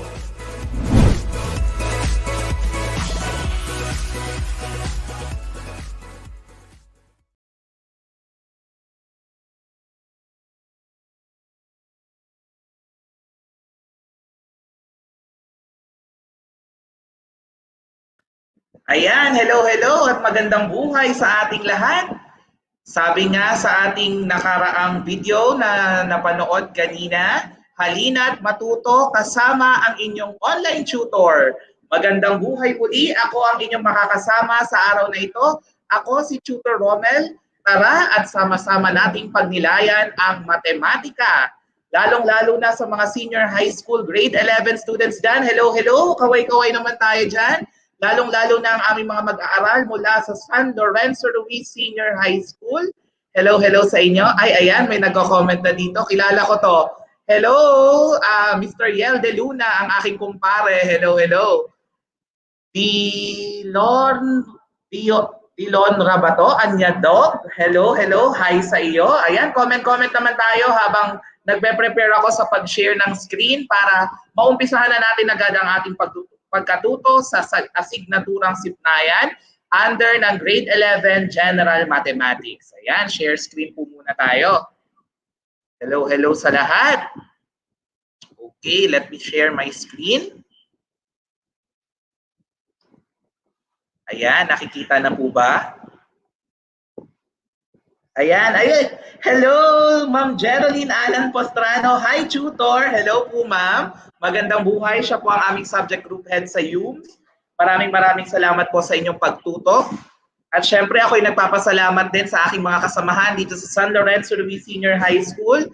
Lalong-lalo na sa aming property custodian, Mr. Robiner Taksay. At sa aming ADAPA School Program Coordinator, Miss Catherine Guevara, sa pagsama sa akin ngayong araw dito sa paaralan ng San Lorenzo. I know it's a holiday pero nandito kami to support and of course, para makasama rin kayo ngayong araw na ito. Nako, ang aking co-teacher na si Ma'am Geraldine Postrano, ang pogi niyo po, Tutor Romel. Talagang ganon pag sa camera, photogenic tayo. Thank you, Ma'am Gero. Okay, hello rin kay Roberto Aparece. Hi. Okay, so mag-start na po tayo ng ating module. So tayo ngayon ay nasa week 6 na ng ating second quarter. So nagtanong ako sa mga guro ng General Mathematics, lalong-lalo na kay Sir Wilson na kung hindi ako nagkakamali ng Division of Caloocan, nawa hindi ako nagkakamali at nakatutok si Sir Wilson. Sabi niya ang topic raw ngayon ay nasa loans na. Ngunit tinanong ko rin yung aking mga kaklase mula sa TUP, ang mga kasama ko na kagagraduate lang noong December 2019 sa kursong Master of Science in Mathematics Education. Sila naman daw ay more on nasa stocks and bonds map. Okay, so ang pagninilayan natin ngayon ay different markets for stocks and bonds. Ay, hello Ren. Bati muna ulit tayo. Hi po, Be Kaponpon. Hello, Ma'am Beb Kaponpon. And of course, hello sa aking inaanak na si Gia. Ayan. Hello po, Teacher Romel. Hello, maraming salamat, Gia, sa pagtutok. 4 years old pa lang si Gia, ngunit nakatutok na sa subject na GenMath. Napaka-advanced ng kanyang pag-aaralan ngayong araw na ito. So nawa yung ating mga grade 11 students dyan ng General Mathematics, tumutok na tayo ngayong araw na ito dahil siguradong marami kayong matututunan. Okay? So muli maraming salamat sa Department of Education, Education Technology Unit sa pagbibigay ng oportunidad sa akin, ang inyong tutor, na makapagbahagi ng kaalaman sa inyo ngayong araw na ito. Okay, so muli ang ating topic ay tungkol sa different markets for stocks and bonds. Okay? So ang module na ito ay inyo pong ma-access sa DepEd Commons. I-type lamang ang commons.deped.gov.ph. So, pwede kayo mag-log in as guest. Okay? And then afterwards, punta kayo dun sa subjects at i-click ang senior high school core subjects.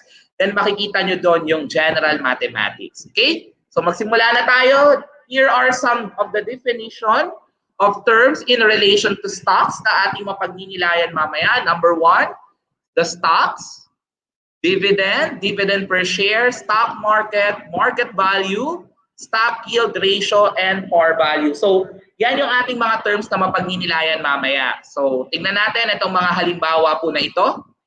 Unang halimbawa, example number 1. A certain financial institution declared a 30 million dividend for the common stocks.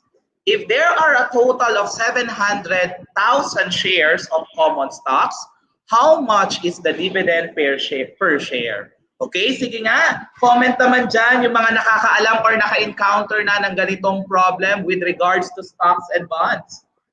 Okay, sige, habang naghihintay tayo, basa muna tayo ng ating mga comment. Nag-comment na rin ang ating kasamahan na si Ma'am Marisa Balisi. Hi Ma'am Marie, magandang buhay po sa iyo. Si Stu Manalo, smiling face. Okay. And Happy New Year nga pala sa ating mga kasamahan na Chinese. Kong hei pat choy sa ating lahat. Ayan, so sino na kaya ang naka-encounter ng ganitong problem? Sige nga po, comment naman kayo dyan. Ayan, okay. So habang naghihintay, magpatuloy na tayo para tayo makarami ngayong araw na ito. Ayan, so let us now identify our given. Of course, in order to solve this kind of problem, we need to first identify our given. Okay, so ano kaya ang total dividend sa problem na ito? Sige nga po. Ayan, maghintay tayo ng ating mga comments. Ano kaya ang total dividend? Ayan, sabi ni Leondra Anyadog. Okay. Hi, I'm Aaron John Guadanya. Hello, Aaron John Guadanya. Sino kaya ang magiging top notcher natin sa episode natin ngayon? Ayan, si Jamie Andrea Palma Lakwin Danung watching from SNHS Annex. Hello, Jamie. Okay, ano kaya ang ibig sabihin ng SNHS? Ayan, okay. So habang naghihintay tayo ng sagot, ang total dividend po sa ating first example ay, ayun, 30,000. So makikita naman natin, no? Okay, dito sa ating problem sabi, at 30,000 dividend. So therefore, our total dividend is at 30,000. Okay? How about our total shares? Sige po, comment naman po kayo dyan. Ano sa tingin nyo ang total shares sa ating problem of the day for today? Example number 1. Ayan. Ma'am Catherine J. Guevara, good luck and congrats, Sir Romel. Maraming salamat, Ma'am Cathy. Nakatutok. Talaga. O, di ba? Okay, so what do you think is the total shares for our problem? Madali lang yan. Andito na po yan sa ating problem ngayon. Okay? Sige nga po, patingin nga po ng inyong mga kasagutan. Ayan. Okay, so the total share is 700,000. Now, what is asked in our given problem? Sige nga po, sino kaya ang makakasagot? Ayan. What is asked in our given problem for today? Comment naman kayo dyan. Huwag na kayong mahiya. Okay. What is asked in our given problem? Siguro nahihiya lang yung iba. Sige, reveal na natin. Kasi marami tayong nais na pagnilay-nilayan ngayon. Marami akong gustong ibahagi sa inyo. Okay? So, in solving this kind of problem, okay, finding the dividend per share. Okay? Dividend per share. Okay, and when we are solving for dividend or we are looking for the dividend per share, ano kaya ang formula? Sige nga, meron ba nakakaalam sa ating mga manonood? Ano kaya ang formula in solving for the dividend per share given the total dividend and the total shares? Sige nga po. Ako, medyo nahihiya pa talaga yung iba. Wala pa akong nababasa mga comment dito. Okay, so our our formula to be used for this kind of problem is, okay, so the solution, okay, of course, when we are starting solving a problem, we need a formula, okay? So in this kind of problem, the dividend per share is equal to the total dividend divided by the total shares, okay? So let's go further. So after we have known the formula in this kind of problem, of course, we can now substitute. Okay? Ayan, si Laming B. Enesola. Hello, hello, Ma'am Laming. Maraming salamat po sa inyong pa-heart-heart. Parang nai-inlove na ako niyan. Okay? Ma'am Cynthia Serrana. Ay, isa to sa aking mga co-teacher dito sa San Lorenzo. Good afternoon po, ma'am. Maraming salamat po sa inyong pagtutok. Okay? Of course. Okay, let us now substitute. Okay? So we have our dividend per share. Of course, the formula is total dividend divided by the total shares.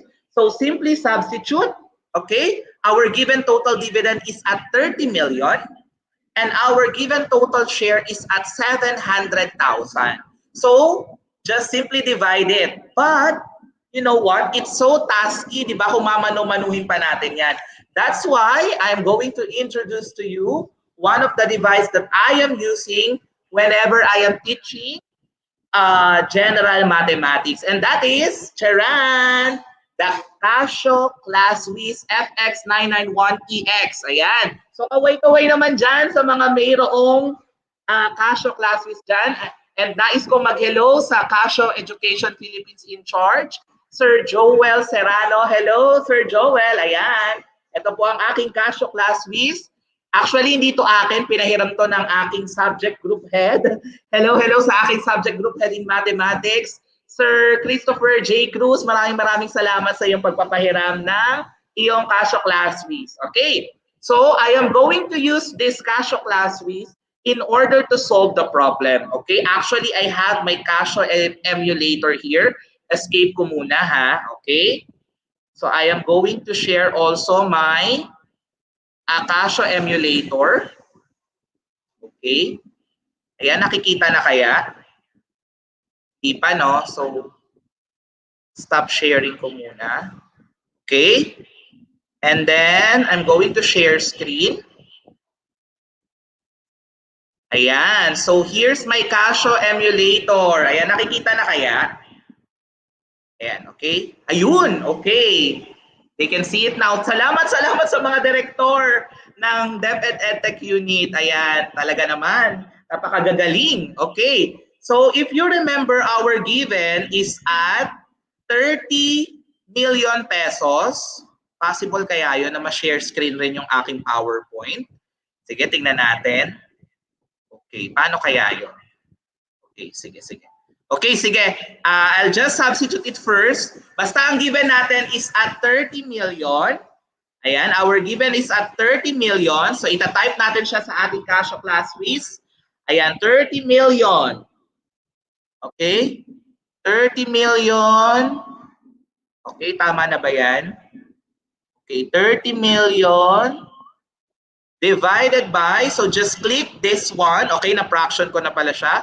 So it's divided by 700,000. So napakadali niya, napaka-child friendly po nitong ating Casio Class Wiz. So muli yung ating mga grade 11 students and any level po na may Casio Class Wiz, ayan, magpakitang gilas tayo kay Sir Joel at i-share nyo ang inyong ang inyong Casio Class Wiz. Ayan, ito ang aking Casio Class Wiz. So, thank you, Sir Tofi, again. Okay, so just click equals. Ayan, as you can see, ang lumalabas sa sagot ay fraction. Okay? And then, in order to make our answer into decimal, i-click lang natin tong SD, S to D. Okay?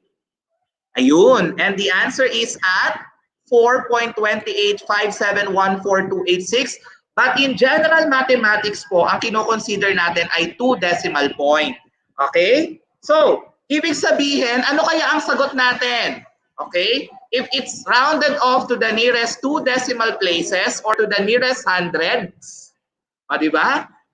Naihabol ko yung THS doon. Ano po kaya ang ating magiging sagot? Okay? Tingnan nga natin sa ating PowerPoint. Okay, sige, tingnan natin ha. Okay.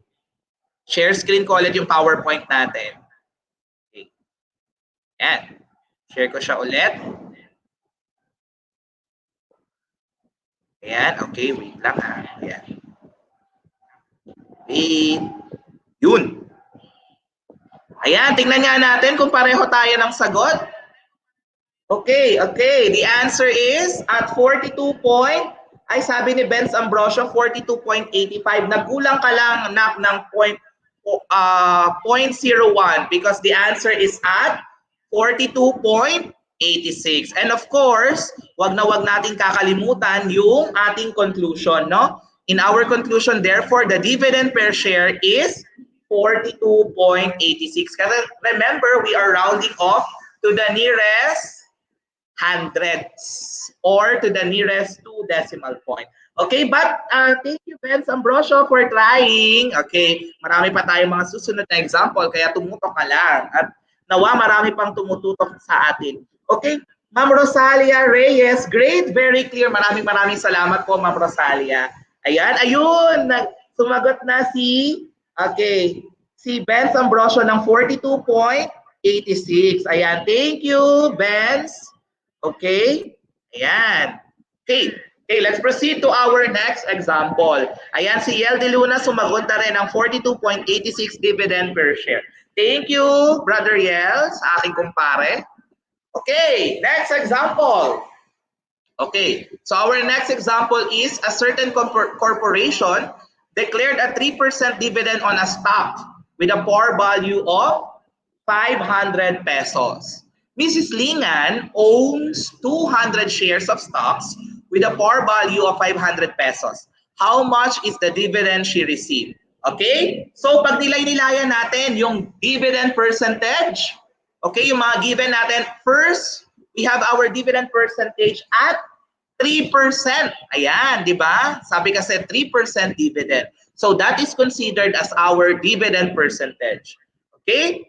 And then we have our par value. What's our par value? Nandito rin sa ating example, no? Ayan, gamit kaya ako ng laser pointer para mas maganda. Ayun. Okay, I have now my laser pointer. So according to our problem, our par value is at 500 pesos. Okay, kaya siya yung given natin. Okay? Next, the number of shares is equal to 200. Kasi sabi dito, Mrs. Lingan owns 200 shares. So that is the number of shares in this kind of problem. And then what are we going to do? What is asked in our problem? How much is the dividend she received? So we are looking for the dividend. Okay? Now, let's have the solution. So the dividend per share is 500 times 0.03. So therefore, what's the formula? When we are encountering this kind of problem, the formula for the dividend per share is, saan galing si 500? Dito kay par value. Okay? So para makuha si dividend per share, we need to multiply the par value to our dividend percentage. Okay. Tutor Romel, bakit naging 0.03? Yung 3%. Tandaan, if we change 3% into its decimal form, it will become 0.03. Okay? Okay, gets ba yun? Okay, comment naman tayo dyan. Okay, next. Okay, since there are 200 shares, ibig sabihin per share is 15 pesos. But remember, Mrs. Lingan owns 200 shares of stock. Okay, so we are going to multiply, no? In order to find the total dividend, we need to multiply the dividend per share times the total number of share of Mrs. Lingan. Okay? So what's the answer? Sige nga, comment tayo. Okay, 15 share times 200. Sige nga, gagamitin ko rin ang aking cash o class fees. Okay, itatago ko sa inyo kung ano yung sagot.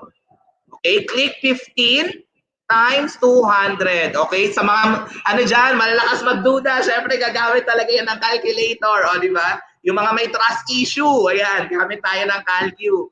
Si cash o class fees ang ating magiging sandigan. Okay, sige nga, anong sagot sa 15 times 200? Comment naman tayo dyan.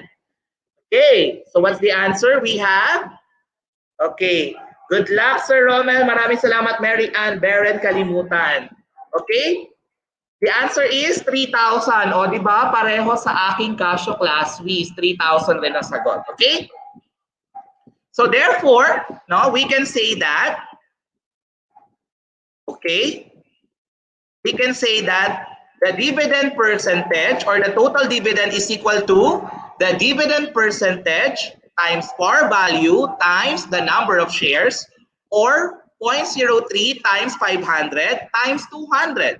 So therefore, the total dividend that Mrs. Lingan will receive is at 3,000.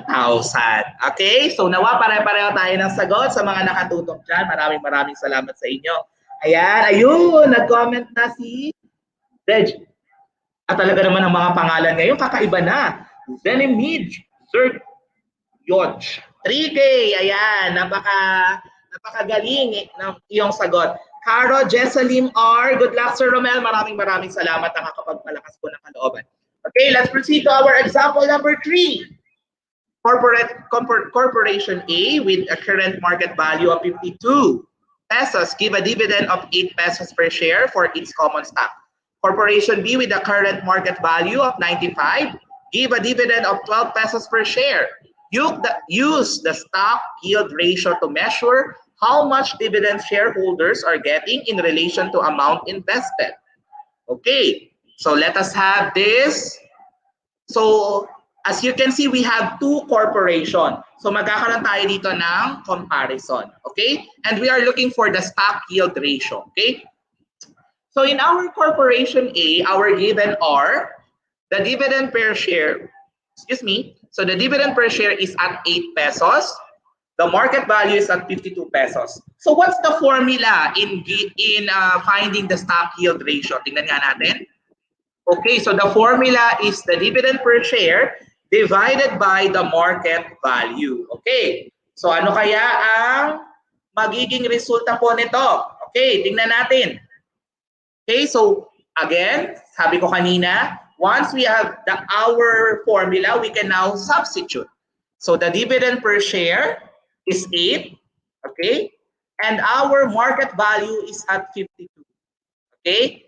We simply substitute it. And of course, ito na naman ang ating partner na Casio class quiz. Okay, i-type natin. Fraction bar first, 8 divided by 52.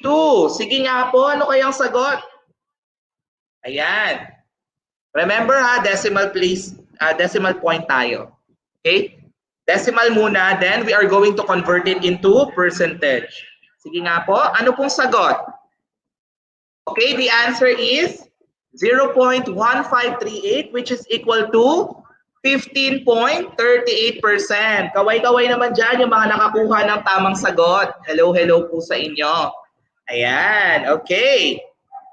So we have, so therefore, the stock yield ratio for Corporation A is 0.1538 or 15.38%. Ayan, thank you sa aking kumpare na si Yel De Luna, nakatutok talaga at sumasagot. Salamat po. Hello rin sa aking kumare, Jico De Luna. Maraming salamat sa support. Okay, next. We have our given Corporation B. Of course, sabi ko nga kanina, di ba, we're going to have a comparison. So Corporation B, the dividend per share is equal to 12 pesos. Okay? And the market value is at 95 pesos. And just like in our Corporation A, we're going to look or compute for the stock yield ratio. Okay? So again, the formula is the dividend per share divided by the market value, which is equal to 12 over 95. Or when we use our calculator, syempre may trust issue tayo. Tama ba yan talagang sagot ni Tutor Romel? So 12 over 95, that is equal to, then click ST, 0.12631. So 1 yung kasunod niya. That's why in decimal form, we have 0.1263, which is equal to 12.63%. So nawa kumaway-kaway dyan ang mga kagaya ko ang sagot. Okay, ayan. So Casio class quiz, thank you very much. Pinapadali mo ang buhay ng ating mga mag-aaral dito sa Pilipinas. Okay? Kaya kung wala pa kayo neto, invest in it. Sigurado magagamit nyo siya mga anak sa buong tanang buhay ng inyong pag-aaral. Basta ingatan lamang. Okay? Di ba?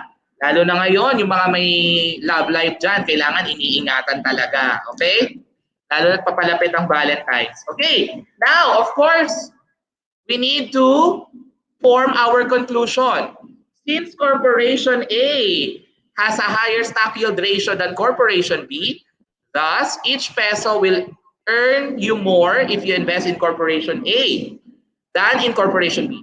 If all other things are equal, then it is wiser to invest in Corporation A kasi siya yung mas magbibigay ng mas mataas na stock yield ratio. Parang sa pagmamahal lang yan. Piliin mo yung mas magbibigay sa'yo ng higher percentage of love. Ayan. Sabi ni Ma'am Alma Laison, watching from Demapaco, ES, Libungan, West District, Cotabato Division. Ay, maraming salamat. Hello po sa lahat ng mga taga Mindanao. Wish ko pumunta dyan. Nawa after pandemic, magkita-kita po tayong lahat. Okay? Hello, Zenny Mitch. Mukhang si Zenny Mitch ang ating rank 1 ngayon. Tama ang iyong sagot, anak. Maraming salamat. Okay. Chat mo ko mamaya, Zenny Mitch, ha, para mapadala ko ang iyong prize, lalo na't malapit na Valentine's. Okay, ayan. Okay, maraming salamat. Let's proceed to sa bonds naman tayo. Okay, these are the terms related to bonds. Pasensya na po, related to bonds po dapat ito, no?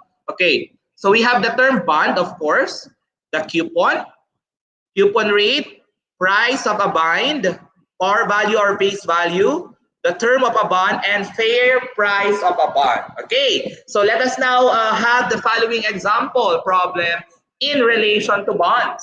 First example, determine the amount of the semi-annual coupon for a bond with a face value of 300,000 that pays 10% payable semi-annual for each coupon. Okay, lagyan natin. Sino kaya ang nakakaalam ng sagot sa nasabing halimbawa? Tingnan natin. Okay. So, what are our given? The first given is our face value represented by F, which is equal to 300,000. Ayan, napakaklaro naman po, no, sa ating example or problem, no? The face value is 300,000. What else are our given? Okay? We have our coupon rate at 10%. Okay? So we are going to find the amount of the semi-annual coupon. Okay, so in order to compute the annual coupon amount, we're simply going to multiply the face value to the coupon rate. Okay, ano kaya ang sagot dyan? 300,000, syempre, hawakan ko na naman ang aking cash class fees na pinahiram ng aking napakagaling na group head, Sir Christopher J. Cruz. Hello, Sir Tofi. Okay, so 300,000 multiplied by 0.1. Okay, remember ha, si 0.10 equal siya sa 0.1. Okay? We can disregard the last zero here. Okay? So, ano kayang sagot? Press equals. Okay, sabi? Anong sabi sa calculator nyo? Sa inyong Casio class fee? Sige nga po, comment naman tayo dyan. Okay, so the answer is, ayun, 30,000. Ayan, hello sa mga nakakuha ng tamang sagot. At sa mga kasama kong natututo, hello rin sa inyo. Okay? Ayan, semi-annual coupon amount is equal to 30,000. Ayan, nandito na pala yung sagot, no? So the formula in getting the semi-annual coupon amount is the annual coupon amount times 1/2. Tutor Romel, bakit times 1/2? Remember, if it's semi-annual, you're going to divide 1 year into 2. Kaya siya semi-annual. Okay? So what's the answer? So imumultiply ko pa pala si 30,000, yung answer, kay 1/2. Sige nga, gamit ang aking calculator. Okay, ano kaya ang lumabas sa inyo? Ayan na, andito na pala yung sagot, no? 15,000. Ayan, Liam Acedera, nag-comment rin. Hello, anak, tama yung sagot sa annual coupon amount.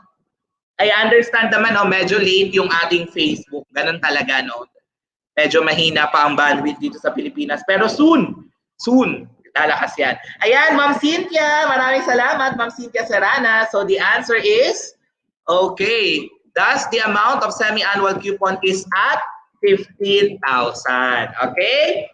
Yan, let's proceed to our example number 5. And I guess this is the last example for today before we proceed to our example. But there's a note here, no? The coupon rate is used only for computing the coupon amount, usually paid semi-annually. As you can see, our given is a semi-annual coupon.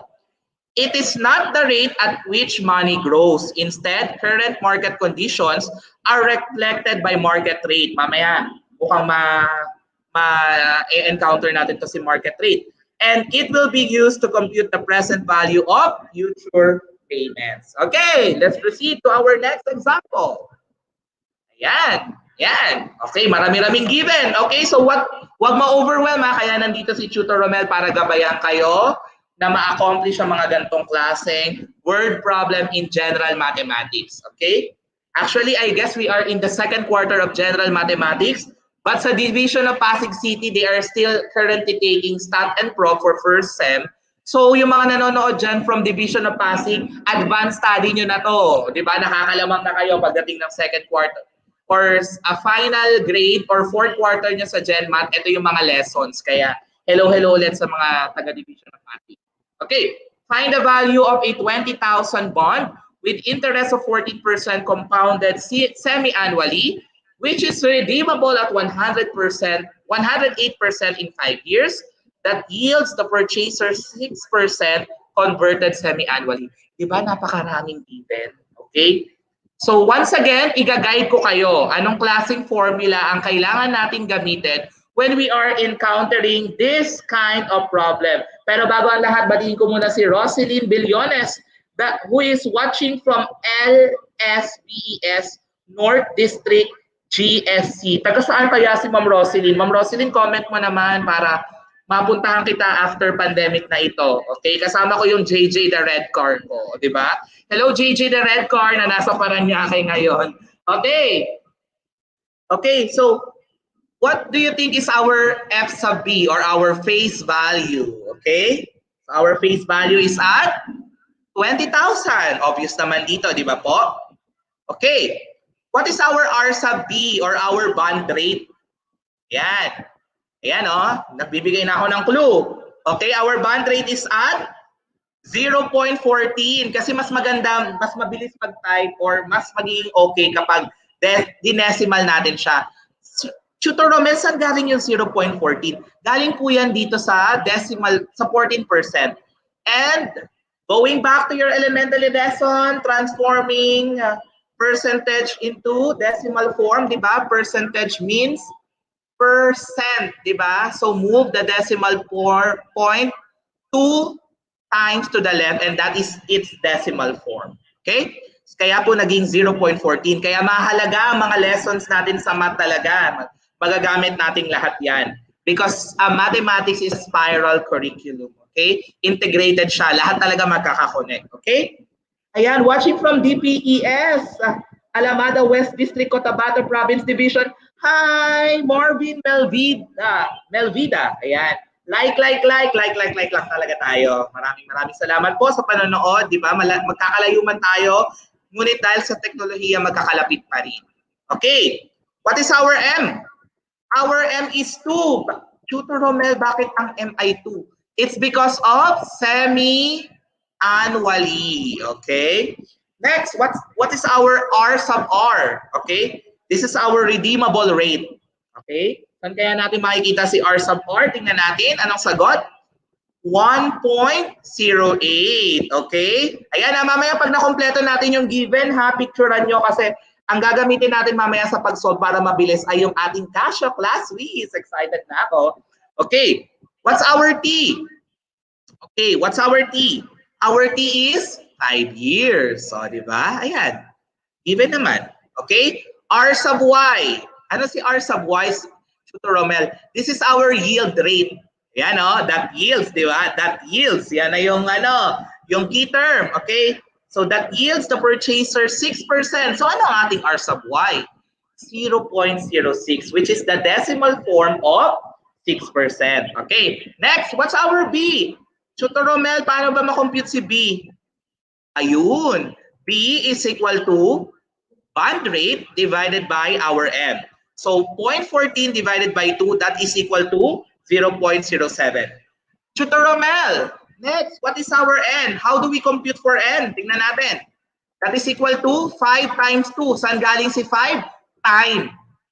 Saan galing si 2? M. So therefore, n is equal to t times m. Okay? Which is equal to 10. Tutor Romel, what is I?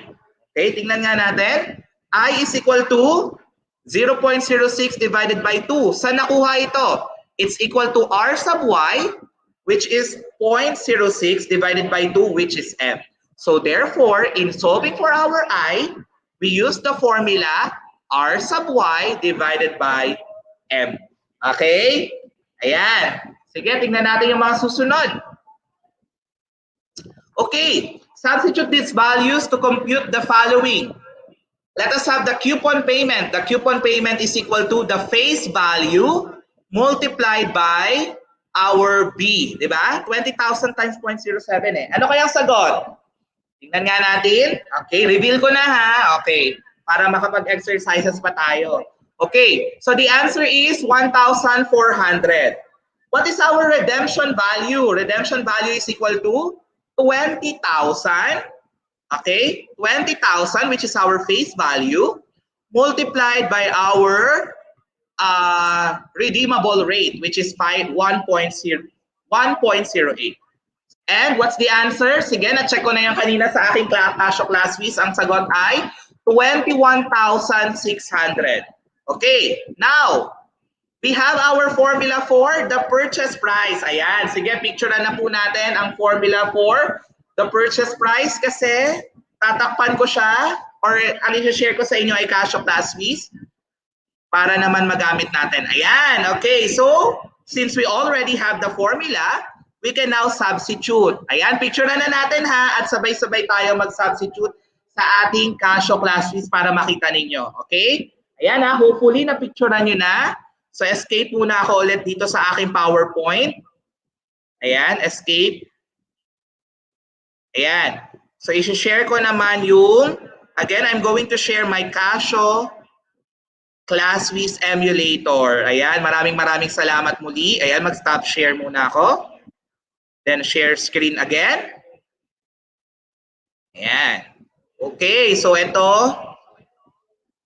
Ayan. Okay. I'm going to share again my Casio class quiz. Ayan. O, i-ano ko muna, i-on ko ulit. Ayan. So, from on, you don't need to type any, ha? Wala ka nang gagawin, kundi i-press mo lang si on. Ayan, press mo si on. Okay? And then, type natin. So, ano ba yung formula natin? Our formula is add. Okay? Okay, here's, okay, we're now going to substitute. Okay, our redemption value is at 21,600. Kung maalala nyo ha, picturean nyo yung formula kanina. Okay, so it's 21,600. Okay, multiplied by 1. Okay, plus 0.03, close parenthesis, raised to negative n. Kung maaalala nyo, ang ating n ay equal sa 10, so that is negative 10. Ayan, o diba? Isang type na lang talaga sa Casio class quiz. Plus 1,400, that is our coupon payment, plus our coupon payment, multiplied by, so kung maaalala nyo, na-picturean nyo yung ating formula, meron tong operation na fraction. So that is 1 minus, okay, open parenthesis again, 1 plus 0.03, which is our I. So 0.03, okay, close parenthesis, raised to negative n. Okay, so negative 10. Ayan ha, baka meron ng nakakaalam dyan ng sagot, comment na rin kayo. Divided by the value of I, which is 0.03. Okay, ayan. Okay, then close parenthesis. Okay, so what? It will give us now the result of our answer. Hello, Janelle Balones, watching from Monique ES, student of Monique ES. Hello, Janelle, mga elementary student, ang mga nandito. Okay, so, Diba ganun lang kabilis, isang pindutan lang nakuha na natin ang sagot and it's 28,014.71253. And again, we are applying 2 decimal point or to the nearest hundreds. So tingnan natin, stop sharing ulit ako. Magpaalam muna tayo kay ating Casio emulator. Ayan. Pero makikita pa natin siya sa mga susunod na session. Ayan. So share screen ko ulit yung aking PowerPoint. Ayan, tingnan natin ha. Sabi, 28,014 daw, 0.71 ang sagot, sabi ni Casio Classwiz. And as you can see, ayun, 28,014.71. Comment naman po dyan yung mga nakakuha ng tamang sagot. Ayan. Okay? Ayan. So maraming salamat sa lahat ng mga nagko-comment. Good afternoon po. Thank you, Janelle Balones. Ayan, hello po sa ating lahat. Maraming salamat sa inyong pagtutok. Even if it's a holiday, talagang there's no excuse for learning. Talagang kung gustong matuto, gagawa ng paraan ang mga Pilipino, ang mga kabataang Pilipino. Okay, so that ends our example. Let us now proceed to our different activity for today. Ayan. So we have here our table for the dividend.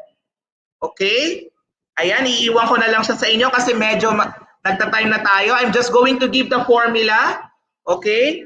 So kapag, later I am going to give my Facebook account. I have 2 Facebook accounts. So pwede niyong i-share doon yung inyong mga sagot. Okay? Ayan hindi ko i-reveal yung sa answer. Picturean nyo ito. And then kung sino man ang makakapag bigay sa akin ng mga tamang kasagutan with solution. Ayan binigay ko na yung mga formula. With solution, for sure, meron kayong prize sa akin. Ayan Okay, escape ko. Ay, nako, nakikita na nila yung sagot. Okay, ayan. For activity number 2, bilisan lang natin. Ayan. Para hindi ma-picturean ng sagot. Ayan, so for activity 1.2, complete the table below by supplying the correct dividend shares and dividend per share. Ayan, ayan ang mga formula. Picture na ninyo. Okay, ayan And then once again, mamaya I'm going to give my Facebook account. Send nyo sa akin with solution. Kasi pag in-escape ko, lumalabas yung sagot, di ba? Kailangan may solution. Ayan. Ayan, okay. So activity 1.3, ayan yung mga problems. Ayan Bibilisan ko lang para hindi nyo ma-capture agad. Okay? Ayan, sige. Picturean nyo muna yung problem. Ayan. Then, bibilisan ko. Ayan, para hindi nyo makita yung sagot. Kailangan ko may solution, Okay, this is our number 2 problem. Ayan. Number 3 problem for activity 1.3. Ayan, bibilisan ko ulit. Activity number 4. For activity 1.3, number 4. Ayan. With solution pag nag-send ang sagot. Okay? Ayan. Dito na muna nagtatapos ang ating session for our GenMath. I guess this is the first session of GenMath at masaya ako na makasama kayo. At ako ay mag-iiwan sa inyo ng pahayag na ang math, kayang-kaya. Tara at tutulungan kita, itulay natin ang edukasyon hanggang sa matuto ka. Okay? So muli, ako ang inyong tutor Romel na nag-iiwan pa ng pahayag na tahanan. Tahanan ang ating mga magulang. Okay, napakalaking role po ng ating mga magulang ngayon, lalo na nasa gitna tayo ng pandemya. Ang paaralan ng ating mga kapwa-guro at komunidad. Kaysa dyan ang Department of Education at nakakatuwa na naandito ang ETULay, isa sa mga halimbawa ng pagtulay ng edukasyon. Okay? Tahanan, paaralan at komunidad, kapit-bisig tayo tungo sa kalidad na edukasyon ng ating kabataan. Dahil mga kabataan, kayo ang pag-asa, hindi sa kinabukasan, kundi ngayon na, kayo ang pag-asa sa ngayon. Okay? Yan ay narinig ko sa aming former SSG President. Hello, Evelyn Melancolico ng San Lorenzo Ruiz. Alumni na siya ng San Lorenzo Ruiz Senior High School. Kabataan, pag-asa kayo ngayon ng ating bayan. Okay? So, ayan na ang aking Facebook page. Ayan, Facebook page ko, ang aking Twitter, ang aking Wakelet. Ayan, follow nyo ako. At doon ko i-upload rin, bukod sa Google Drive ng na binibigay ng DepEd EdTech. Ina-upload ko rin po ang sa aking Wakelet ang aking mga presentation na ginagamit dito sa ating ETULay. And of course, I have my ETULay account, Sir Romel John and Sir RJ23. Follow niyo yan. And auto-follow ba kayo sa akin sigurado? Pati sa Twitter saka sa Wakelet. Ayan okay. And of course, see you in our next session. God bless to everyone and to God be the glory. Magandang buhay! Maraming salamat po. Thank you, DepEd EdTech Unit.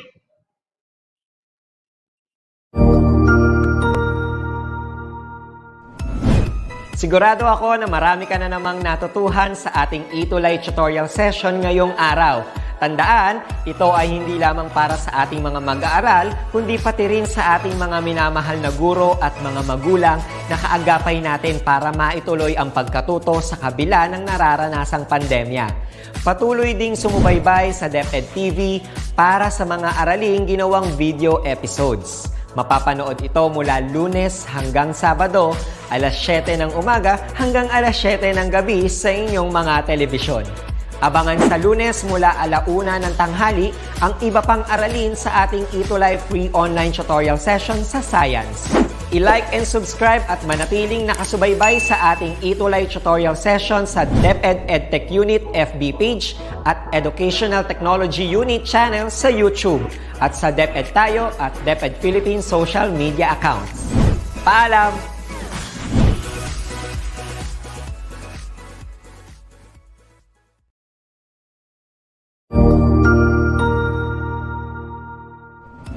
Magandang araw, Sir Wilbur po, at your service. Narito ang ETULay upang gabayan ka sa inyong pag-aaral upang lubos na maunawaan ang iba't ibang paksa o subject. Ang ETULay ay isang free online tutorial class na pinangungunahan ng ICTS Educational Technology Unit sa pamumuno ni Undersecretary Elaine Del B. Pascua. Ang programang ito ay hindi lamang para sa mga bata, kundi ito rin ay magsisilbing gabay sa mga magulang at mga guro kung paano nila ituturo o gagabayan sa bawat asignatura ang kanilang mga anak o mga estudyante. Sa kasalukuyan, ang self-learning module mula sa rehiyon ng Calabarzon at kilala sa tawag na Pivot ang ginagamit sa ating ETULay online class. Kaya ano pang hinihintay ninyo? Ihanda na ang inyong mga ballpen o lapis, papel o kwaderno at samahan kaming itulay ang pagkatuto para sa bawat batang Pilipino. Sama-sama tayong magtutulungan para malampasan ang mga hamon sa panahong ito. Halina't matuto kasama ang inyong online tutor sa oras na ito.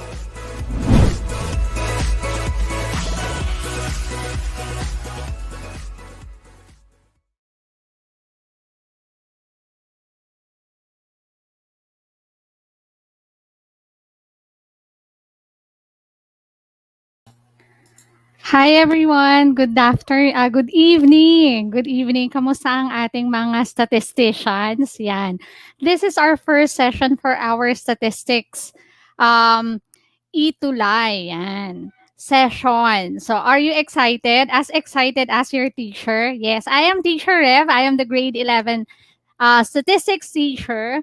So, I hope this will be a meaningful session for everyone. And let us lift this day to the Lord so He will give us the wisdom to understand our discussion for today. So again, I am Teacher Rev.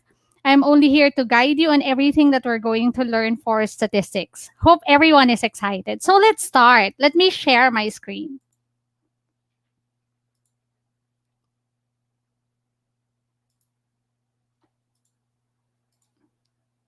Okay. There you go. I hope you can see my screen now. So let's start. We're going to discuss about random variables. So, what are the chances? Ayan.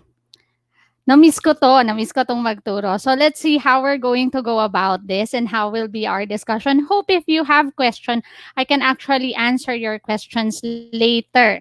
So let's start. What's our target for today, teacher? Our target is to first illustrate a random variable, then distinguish between a discrete and continuous variable. After that, we're planning on finding the possible values of a random variable. And last, hopefully we can reach up to this part, illustrate a probability distribution for a discrete random variable and its properties. So those are our target, but I will not keep everyone waiting. Let's start. Sabi nga natin, di ba, when we talk about statistics, yan, may chance ba? Yan. Ngayong Valentine's Day, yan yung mga questions natin, no? Everyone who is in a relationship, may chance pa bang mag-improve or what? But basically, everything is about chance in life. Statistics is a discipline that combines mathematics, research, economics, everything about practicalities of life. Hopefully, this reason is enough for us to enjoy the time we have together to explore the wonders of statistics and probability. So, have you been to an arcade? Yan. Which I am sure a lot of you missed already. Yan, lalo na yung mga teenagers, no? Yan. Parang familiar ba kayo sa term na na-miss ko to? Yan. Tapos sasabihin sa'yo, na-miss kita. Oh, di ba? In a claw machine. Sige, let's go back to chances. But that's fine, no? In God's grace, everything will be okay. In a claw machine, how many attempts have you tried before you won a prize? Naalala nyo ba?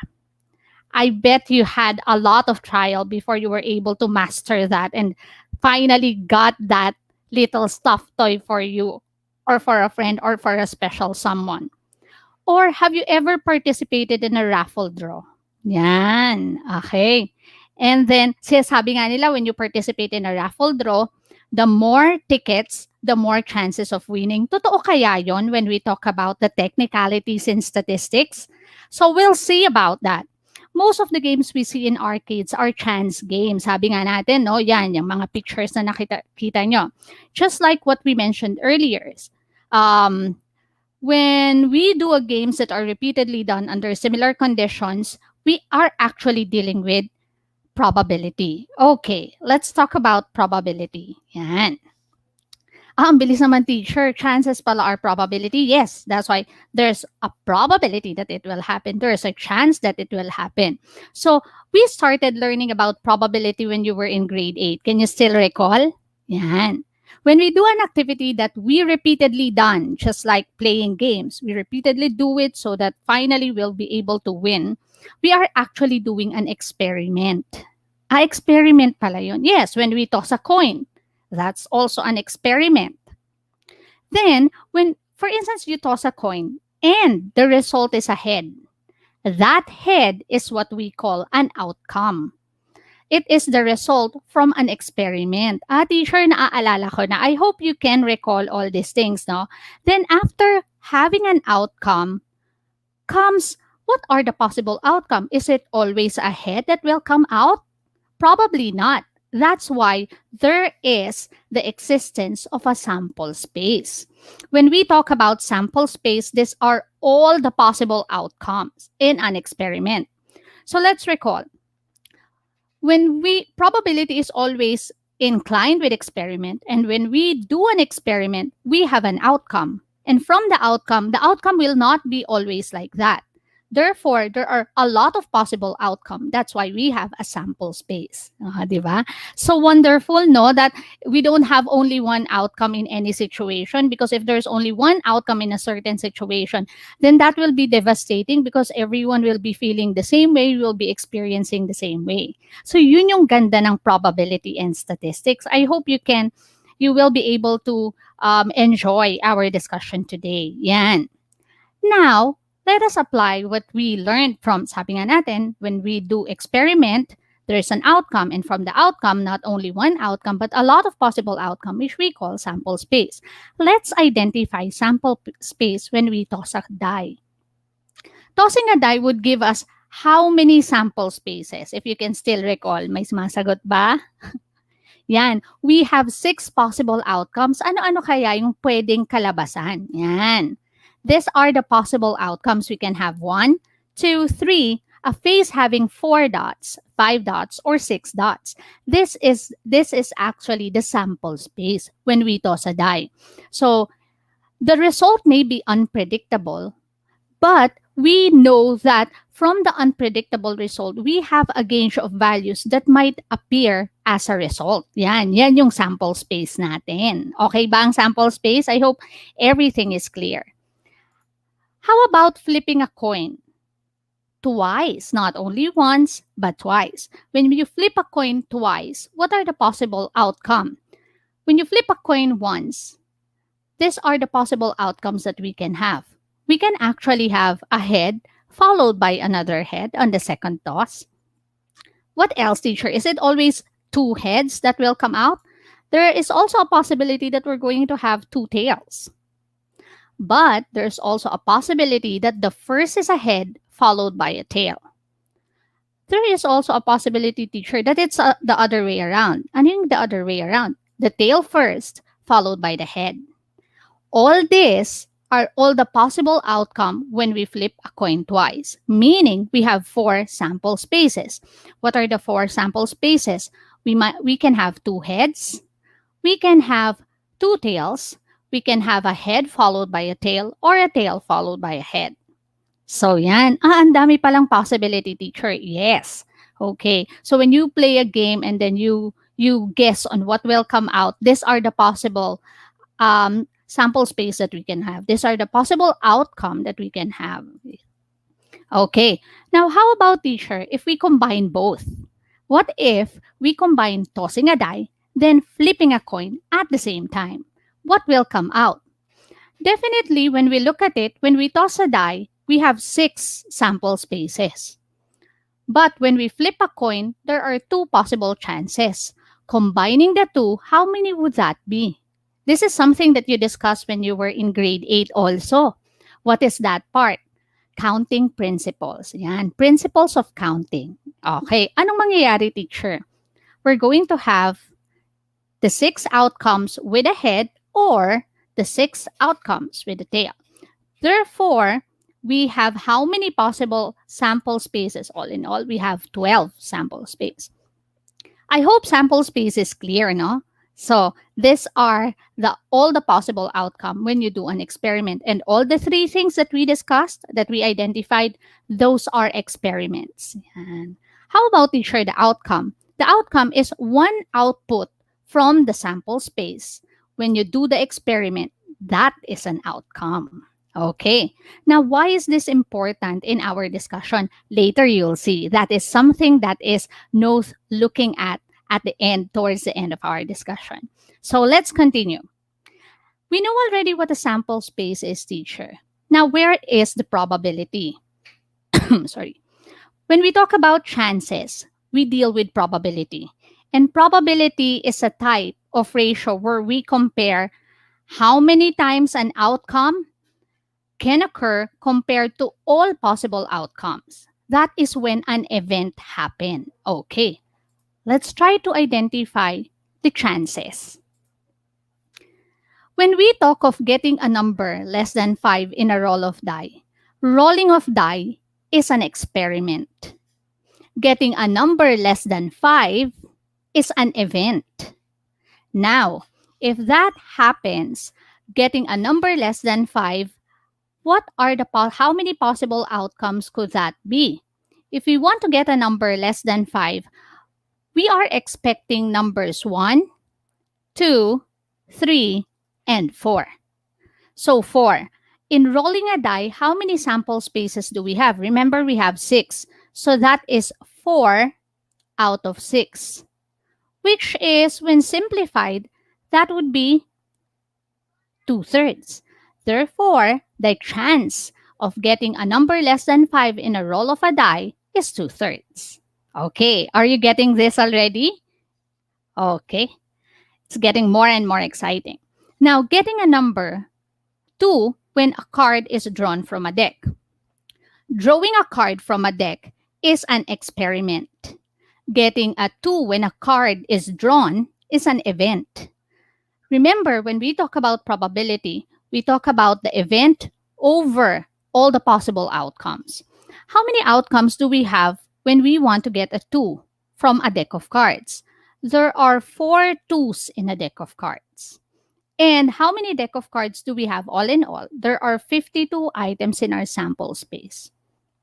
4 over 52 will result to 1 over 13.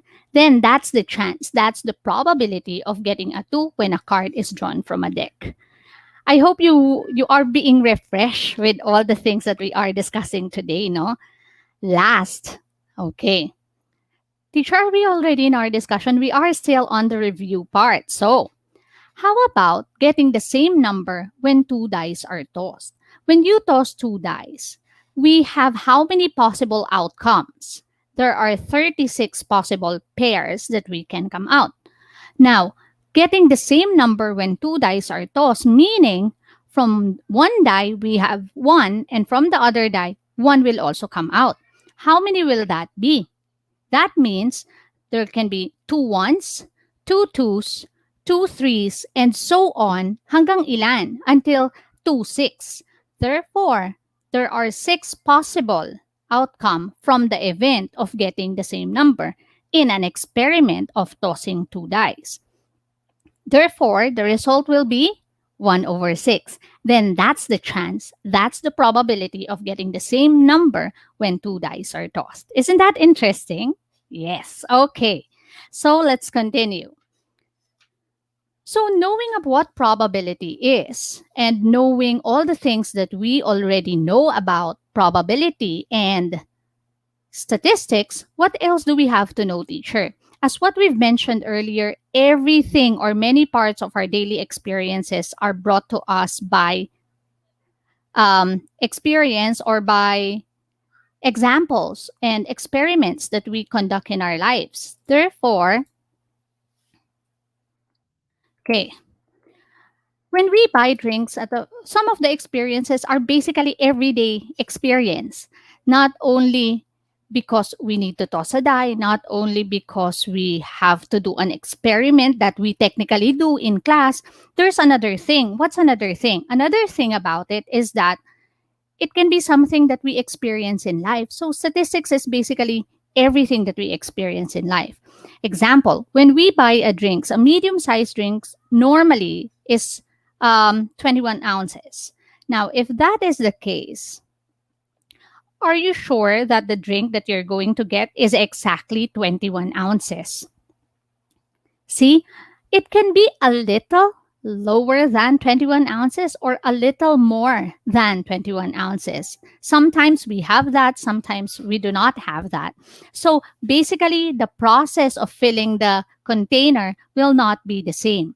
Definitely, in this situation, there will be a slight difference in terms of the amount of liquid in a medium-sized drink.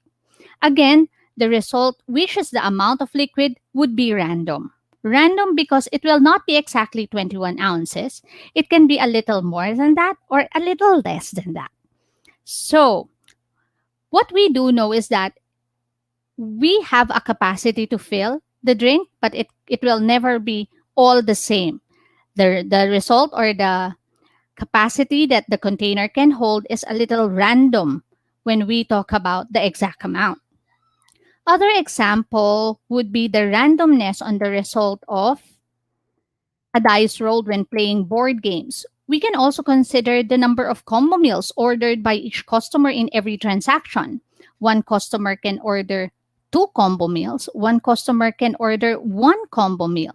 So it's all dependent on the situation that we are in. But rolling a die would give us a random event. But if we're going to look at it, we expect what could be the possible outcomes. So from all of these things that we are talking about, what is a random variable? A variable x whose value depends on the outcome of a random process is called a random variable. The outcome when we toss a die, the result may be random, but there is something that we know about it. Okay, what else? A random variable is denoted by a capital letter. Yan. So, okay, ganun pala dinedenote ang isang random variable. These 2 examples here that you see, these are random variables. The result may be unpredictable, but we already have a background or we already have an inkling at the back of our mind. It might be random, but the result when we flip a coin, it's either a head or a tail. The result when we toss a die, we only have 6 possible outcomes. So it might be random, but we already have an idea of what outcome might come out. Okay, so let's continue. In a more, in a more specific manner, random variable is defined as the capacity that connects a real number with every component in the sample space. So meaning, when we talk about random variable, it doesn't mean that we're going to have a descriptive value. Hindi. What we're going to have is a real number value on which we're going to connect it to the sample space. Yan. Paano yun, teacher? Halimbawa, nag-flip ka ng coin. If you flip a coin, the sample space would be a head or a tail. How are we going to connect that with real number? That is something that we're going to discover later as we go deeper in our discussion on random variable. Okay, what else? Random variable is a variable whose qualities are controlled by chance. Okay, this is not something that a person control, because when you can control it, it's not something that is random already, because it is something that is predictable. But when we say it's a random variable, these are actually given by chance, controlled by chance. The individual value are not predictable, but we can look at the outcome of previous occurrences, which will somehow give us a feel, an idea of the randomness of that variable. Do you know that we have something that we call an unfair die? This is the die na kung saan when you toss a die, it turns out that the probability of one phase occurring compared to the other phases is very relevant or very promising in the experiment. Kapag ganon, it's an unfair die, then that is something that is already predictable. Bakit? The next time na maghuhulaan kayo and you toss that same die, you know already that there is a great chance that this phase will appear, and then you can already get on that.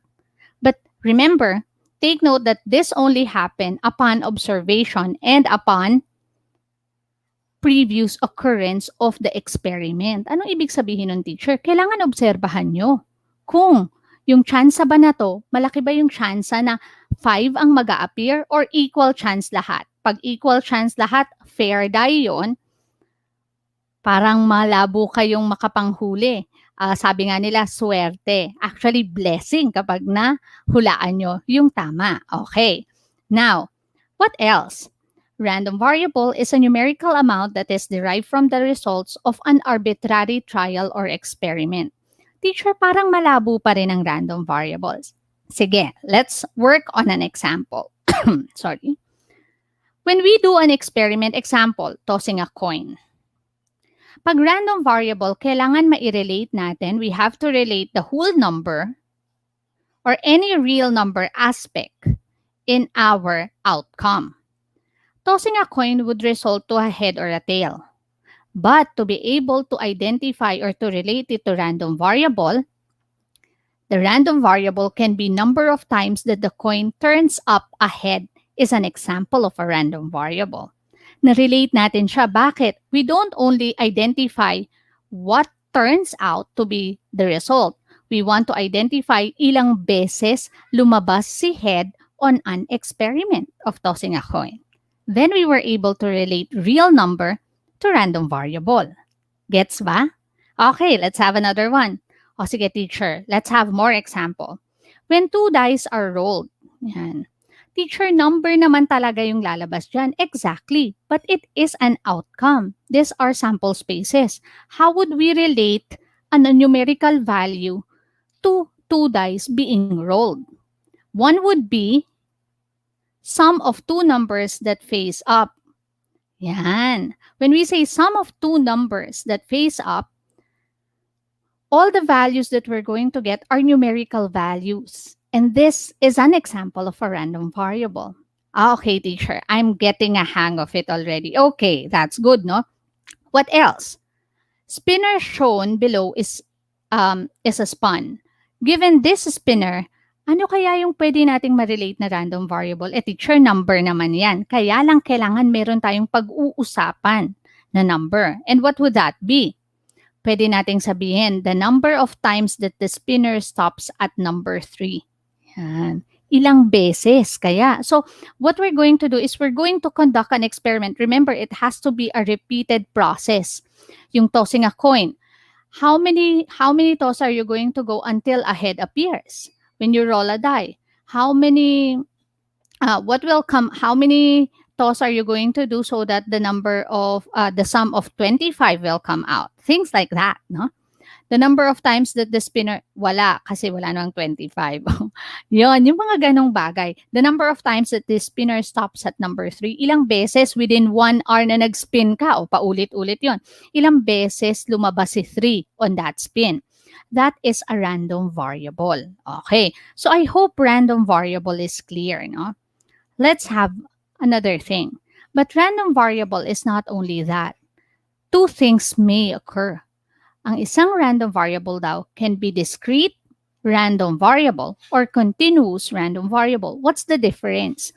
This is very clear description. Pag sinabi nating discrete random variable, it is a random variable whose values represent by count data, something that can be counted. So from the example that we had earlier, the number of heads that will appear in a toss of die, then that's a count data. That's a discrete that is a discrete random variable. How about continuous? It's a random variable that take values on a continuous scale. Okay. Anong continuous scale, teacher? When we say continuous, when we discuss this in statistics when you were in grade 7, this is something that can be measured. Yan. That's what the next description is all about. Discrete random variable are random variables that can take on finite number of distinct values. Paano naman yung continuous random variable, teacher? These are random variables that take on uncountable number of potential values. Take note, regularly measurable amounts. Ano ba yung mga pwede nating i-measure? Yan. Saan siya magpo-fall kapag pwede natin i-measure? It's on continuous random variable. What if something that we can count? Where will it fall? This will fall under discrete random variable. Are we good? Hope you understand everything. Yan. So let's continue.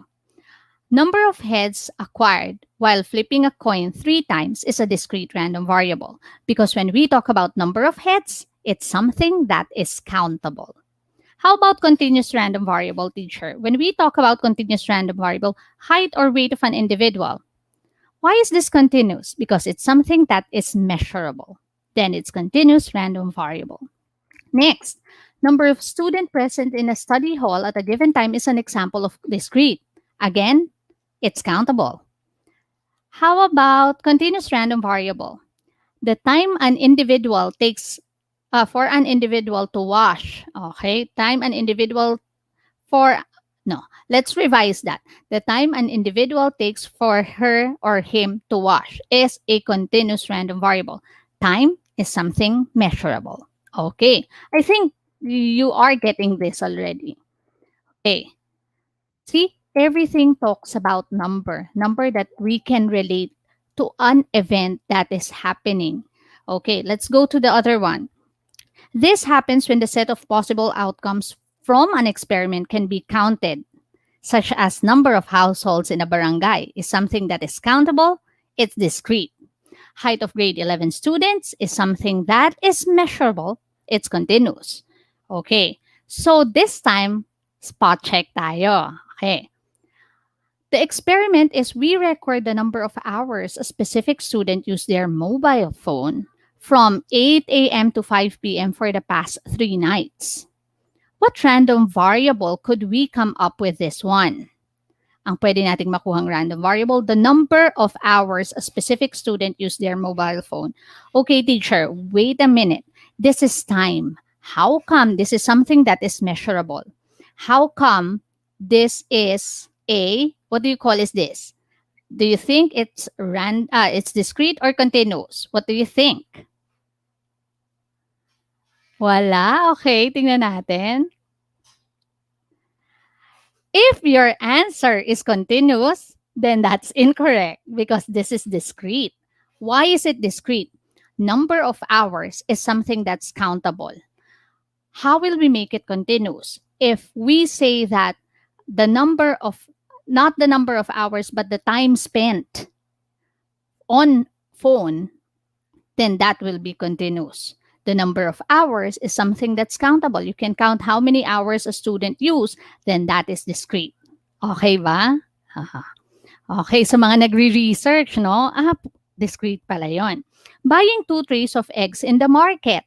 What random variable could I possibly go for here? I think I'll go for the weight of eggs in kilograms. Is this discrete or continuous? If your answer is continuous, that's correct. Now, why continuous? Because weight is measurable. Okay, next, student will prepare for a quiz in mathematics. What could I possibly measure for that as a random variable?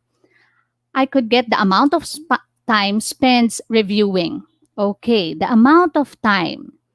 Is this discrete or continuous? If your answer is discrete because it's something pakasimilar siya teacher dun sa una, then it's incorrect because this is continuous. Why?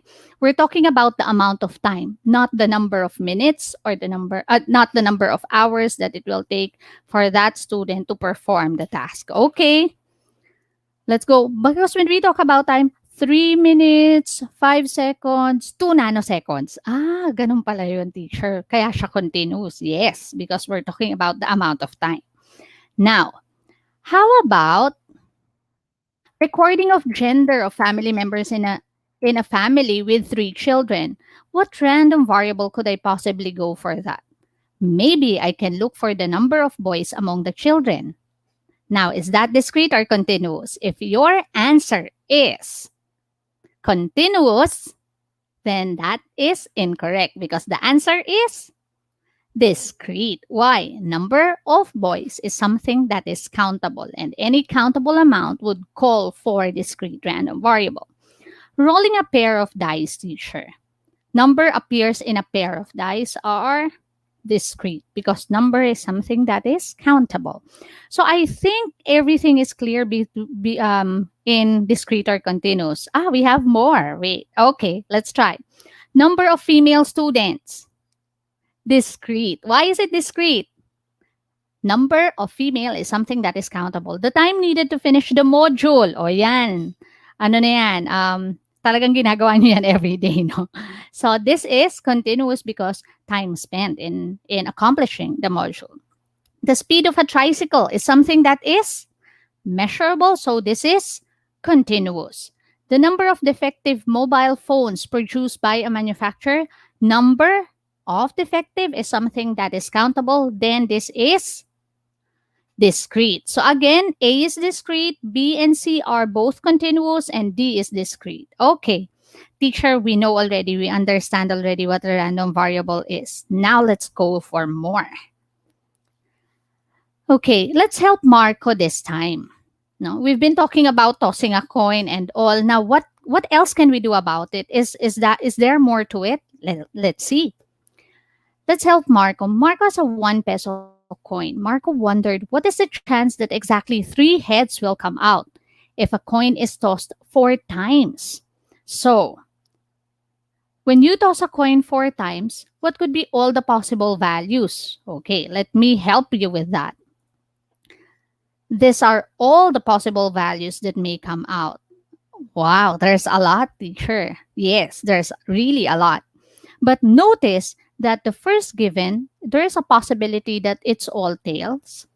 There's also a possibility that it's all head.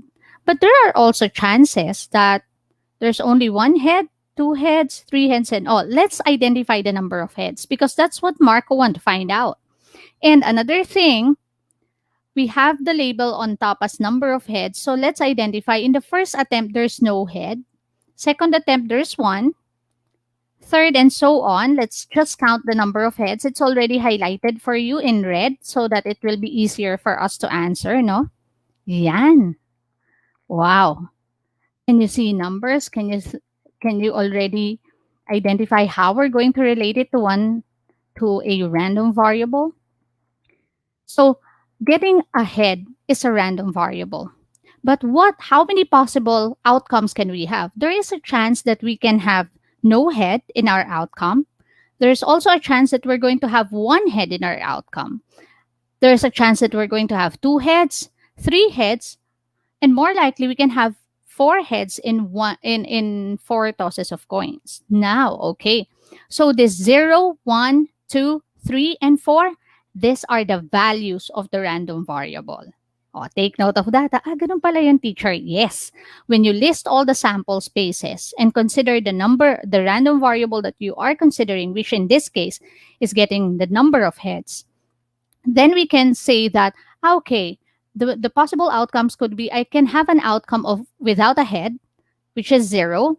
I can have an outcome with one head, and there are 1, 2, 3, 4 chances that that will happen. I can have an outcome with two heads, and there are 6 chances that that will happen. I can have an outcome with 3 heads, and there are 4 chances that that will happen.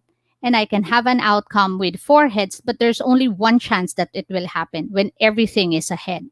Okay, so these are the values of a random variable. So let's continue. Sorry.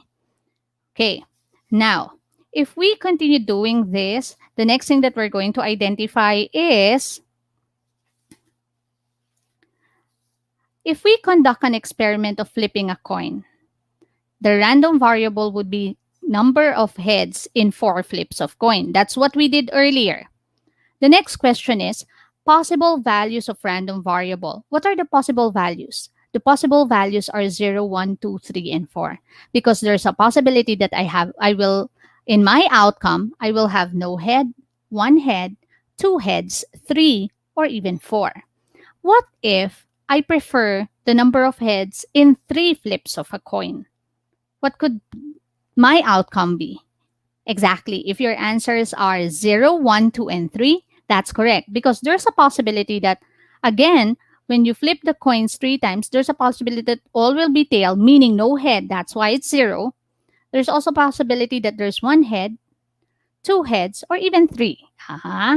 Wonderful, right? How about if I increase the number of flips? This time, I make it 6 flips of a coin. How many heads the number of heads could I possibly be? What will be the possible values of my random variable x, which is getting a head? Then that would be 0, 1, 2, until 6. Okay, are you getting this? Now this time, let's go a little further outside the confines of flipping a coin. Okay, ano pa yung pwede natin gawing experiment, teacher? There's a lot. Okay, sige, let's have another one. What about when we flip a coin pa din? Okay, number of tosses until a coin lands tail. Okay, paano yun, teacher? It's continuous until it actually lands on a tail. That is the possible values of the random variable. Is this discrete or continuous? This is discrete because it's something that is countable. Set of integers, teacher. Paano kung ang random variable ko integers from 2 to 6? What possible outcome can I have? I can have 2, 3, 4, 5, or 6. Yan. When we choose an integer, what's the possibility that it's 2, 3, 4, 5, 6? Okay. Next. Is this discrete or continuous? Exactly, it's discrete because the number of integers in the set of values is something that is countable. Okay. How about set of real numbers? Real numbers from 2 to 6. What are the possible values? It's kind of difficult to identify because when we say real numbers, these are numbers that can be written as a quotient of 2 integers or 2 numbers. If that's the case, except that the denominator, which is a over b, the b cannot be 0. Okay, because that will be undefined. If that's the case, what possible values of a random variable could I have? Then I cannot count that values. So it's not discrete. Rather, it's more of continuous. Then my values would be 2 to 6. All the real numbers from there could be a possible outcome. Okay, I understand now, teacher. That's good. Now, let's go back to the previous experiment. Isn't it that the number of heads that may come out is 0, 1, 2, 3, and 4? Now, the sample points that we have are the outcomes. What are the outcomes when there's no head? That's 4 tails. One head, we have all this possible outcome. These are from our sample space. We call it sample points because we identified a particular event from that item. How about getting 2 heads? Okay, that's a lot. How about getting 3 heads? And getting 4 heads? There you go. I already summarized that for you so that it's easier for us to understand. Now let's identify the number of occurrence. How many times do we have in our sample space that 0 head will appear? There's only one chance. And that's the 4 tails there. How many chance will we have, or how many occurrence, not the chance yet, but how many occurrence is it in our sample space that we only have 1 head? There are 4. 1, 2, 3, 4. Are you getting that? And 2 heads, there are 6. 3 heads, there are 4. And 4 heads, there's only 1. That's 1. Okay, I'll change that. That is not 4, but rather 1. Okay.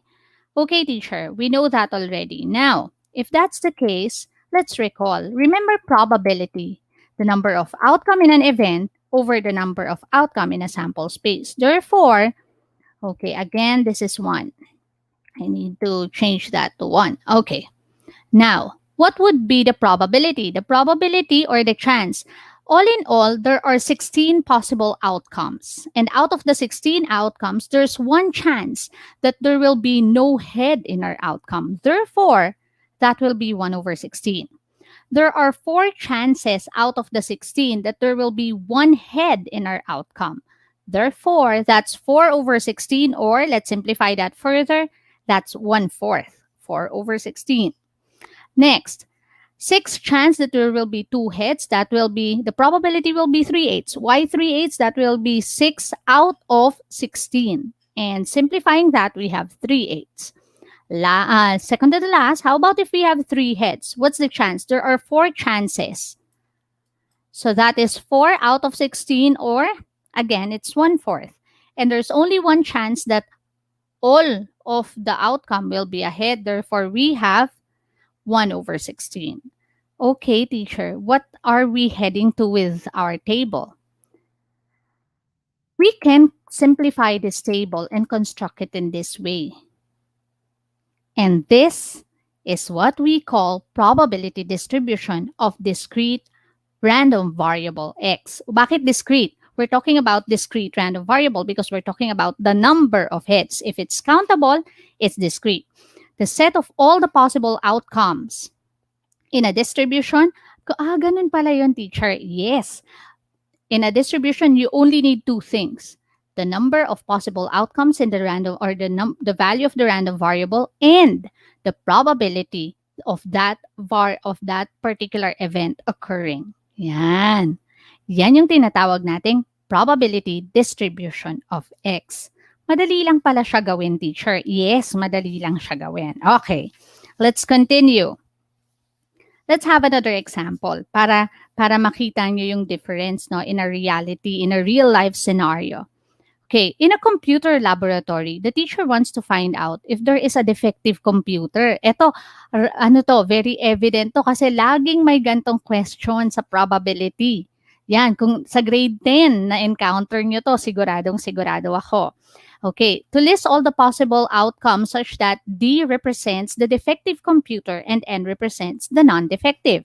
Pero ilan daw? 3 computers were tested. So identify natin, ano daw illustrate the probability distribution of the random variable x. Again, we start with all the possible outcomes. Yan, naalala niyo? Now, ano yung value ng random variable? Ang value niya,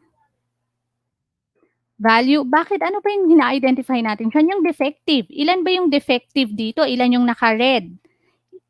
Isa yung defective dito, so there's also 1 here. Ilan yung defective dito sa next set of data? There are 2 defective, so 2. And how many defective do we have here? 3. So out of the 8, the value of the random variable are 0. Yung pinaka-value ng random variable natin are 0, 1, 2, and 3. Bakit 0, 1, 2, and 3? There is a chance that if you choose 3 computers to check whether they are defective or not, there is a chance that there is no defective in the set, there's 1 defective in the set, there are 2 defectives in the set, and there are 3 defectives in the set. So these are all the possibilities. So anong mangyayari ngayon? Gagawa na natin siya ng probability distribution. Out of the 8 sample spaces, ilan yung may output na 0 na walang defective? There's 1 chance that it will be, ilan yung chance na wala siyang defective? There's 1 chance, therefore that would be 1/8 or 0.12 sorry, 125. Okay. Okay, teacher, pwede rin palang decimal. Yes, you can write it as decimal. This is actually the probability distribution of random variable x. Yung 1, ilang beses nag-appear? 3 times. 3 out of 8 naman siya. Yung 2, ilan yung chance na 2 ang defective? 3 yung pwedeng maging output na maging defective siya. So, 3 out of 8. And ilan yung all are defective? There's 1 chance that everything will be defective. That is 1/8 or 0.125. Okay, we're almost done. Just bear with me with this, okay? Now, if you're going to look at this scenario, okay, teacher, yan, familiar yan yung kanina. These two are what we call probability distribution of discrete variable x. Also known as, yan, the probability distribution of discrete random variable x. Ano raw siya? Is a list of possible values of x. And ano ba yung possible values of x? Ito yung possible values of x. 0, 1, 2, 3, and 4. Pinakita natin kanina kung paano natin yan nakuha. What are the possible values of x in this next one? Dun sa defective, 0, 1, 2, and 3. Next, what are their corresponding probabilities? So, ang probability distribution of a discrete random variable x is the list of all possible values and their corresponding probabilities. Yun pala yun.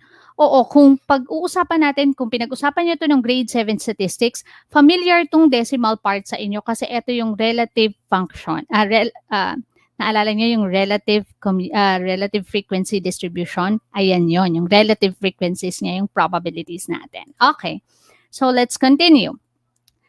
Tinatawag din daw natin to na probability mass function. So pag sinabi sa inyo, create a probability distribution, pinapa-create kayo ng table na to. Anong laman ng table na to? Yung list ng possible values at yung kanyang probability. Yun na yun. Yan yung probability distribution. Pero ang tawag natin, since discrete random variable tong dalawang to, sometimes we also call it as probability mass function or PMF. Okay. Now, what have you noticed on the value? Sige, okay, alam na natin na probability mass function. Alam ko na, teacher, kung paano gumawa ng probability mass function. The next thing is may properties pala to. Anong napapansin nyo dun sa values ng probability natin?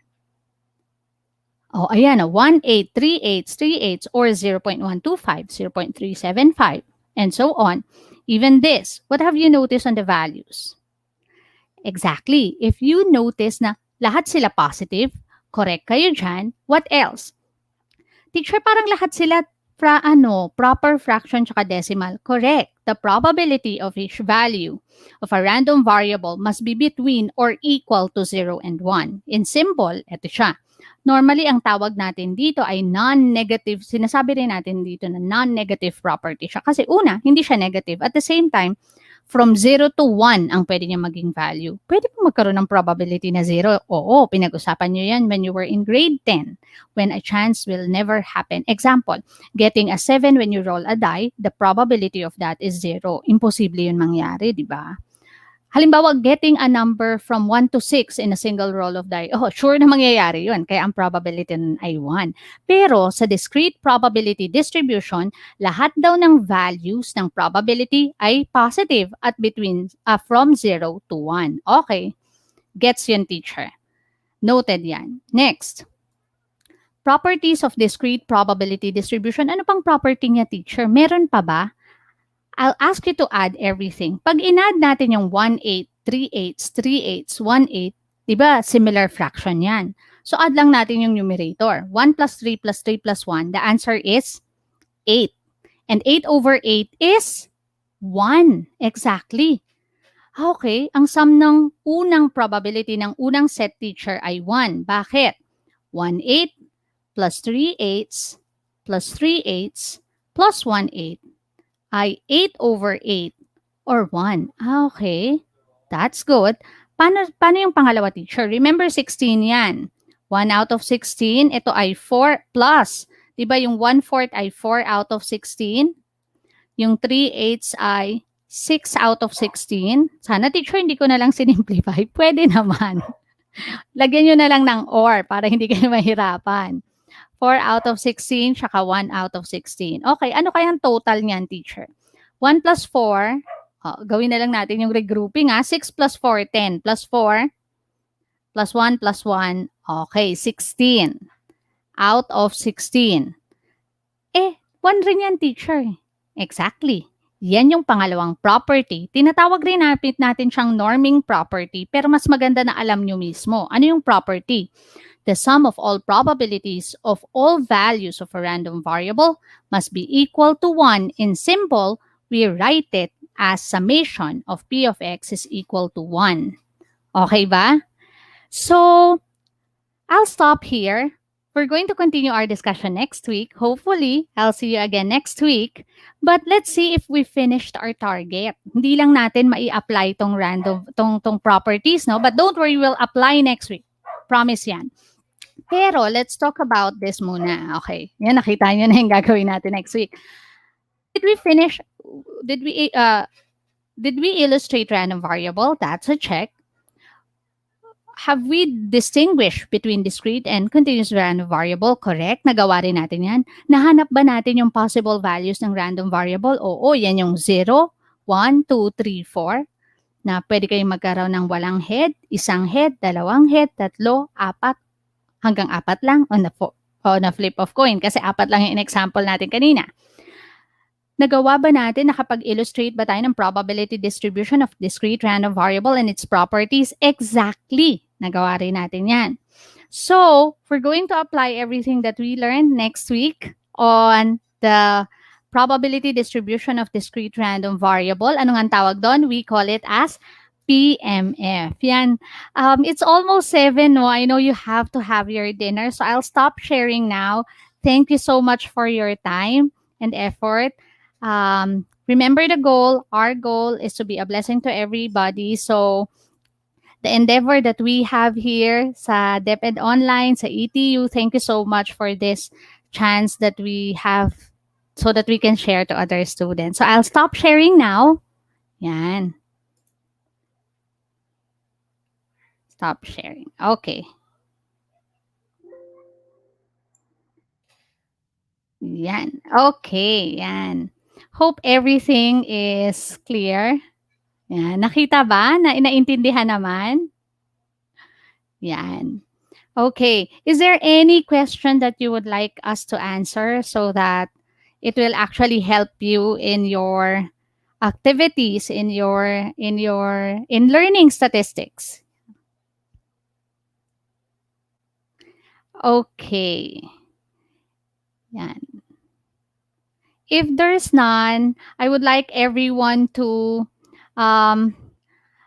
just shout out to our. I would like to shout out to the people behind this big event, this huge event of EduTech, that we actually have venue to share what we have to the students to help them and be a blessing to other people as well. Yan. Meron pa magandang gabi na po, no? Oo nga, parang ako ang mag-e-end nito. Yan. Yan. Is there anything? Wala naman. Yan. Did you enjoy the whole week? I hope everyone, because we really had great tutors from Monday up to this time, no? I hope you also had a great time learning statistics. Yan. Nag-enjoy ako. Sana nag-enjoy kayo. And, ayan, sir, meron pa po ba tayong mga reminders? Ayan, shout out pala sa Makati Science High School teachers at syempre sa aking mentors, no, sa Makati. Yan. May tanong po ba? Nagtitingin ako, parang wala namang comments, no? Yan. Okay. We're going to... Yan.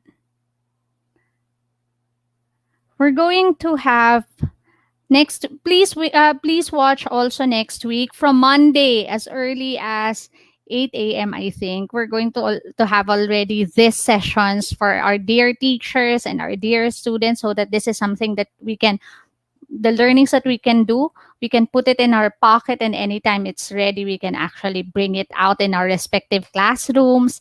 We can bring it out in our respective classes. Even the students, whatever we learned here, we can actually share with our friends. Yan.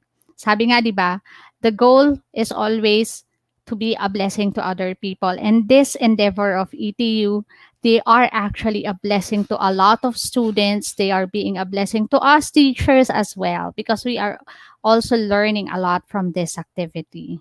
Yan. Yes, Sir Madge, meron pa ba? May mga pa-shoutout pa ba tayo with our teachers?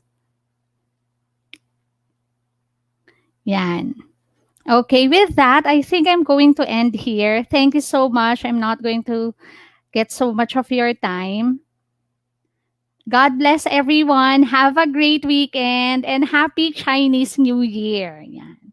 Hindi ako Chinese, Filipino ko. Pero happy Chinese New Year. We are one in your celebration as well. Yan. Holiday ngayon eh. Okay. So that's it. Thank you so much. Bye, guys. Remember, don't stop until you're proud. Learning math takes time. Bye, guys. Thank you. God bless.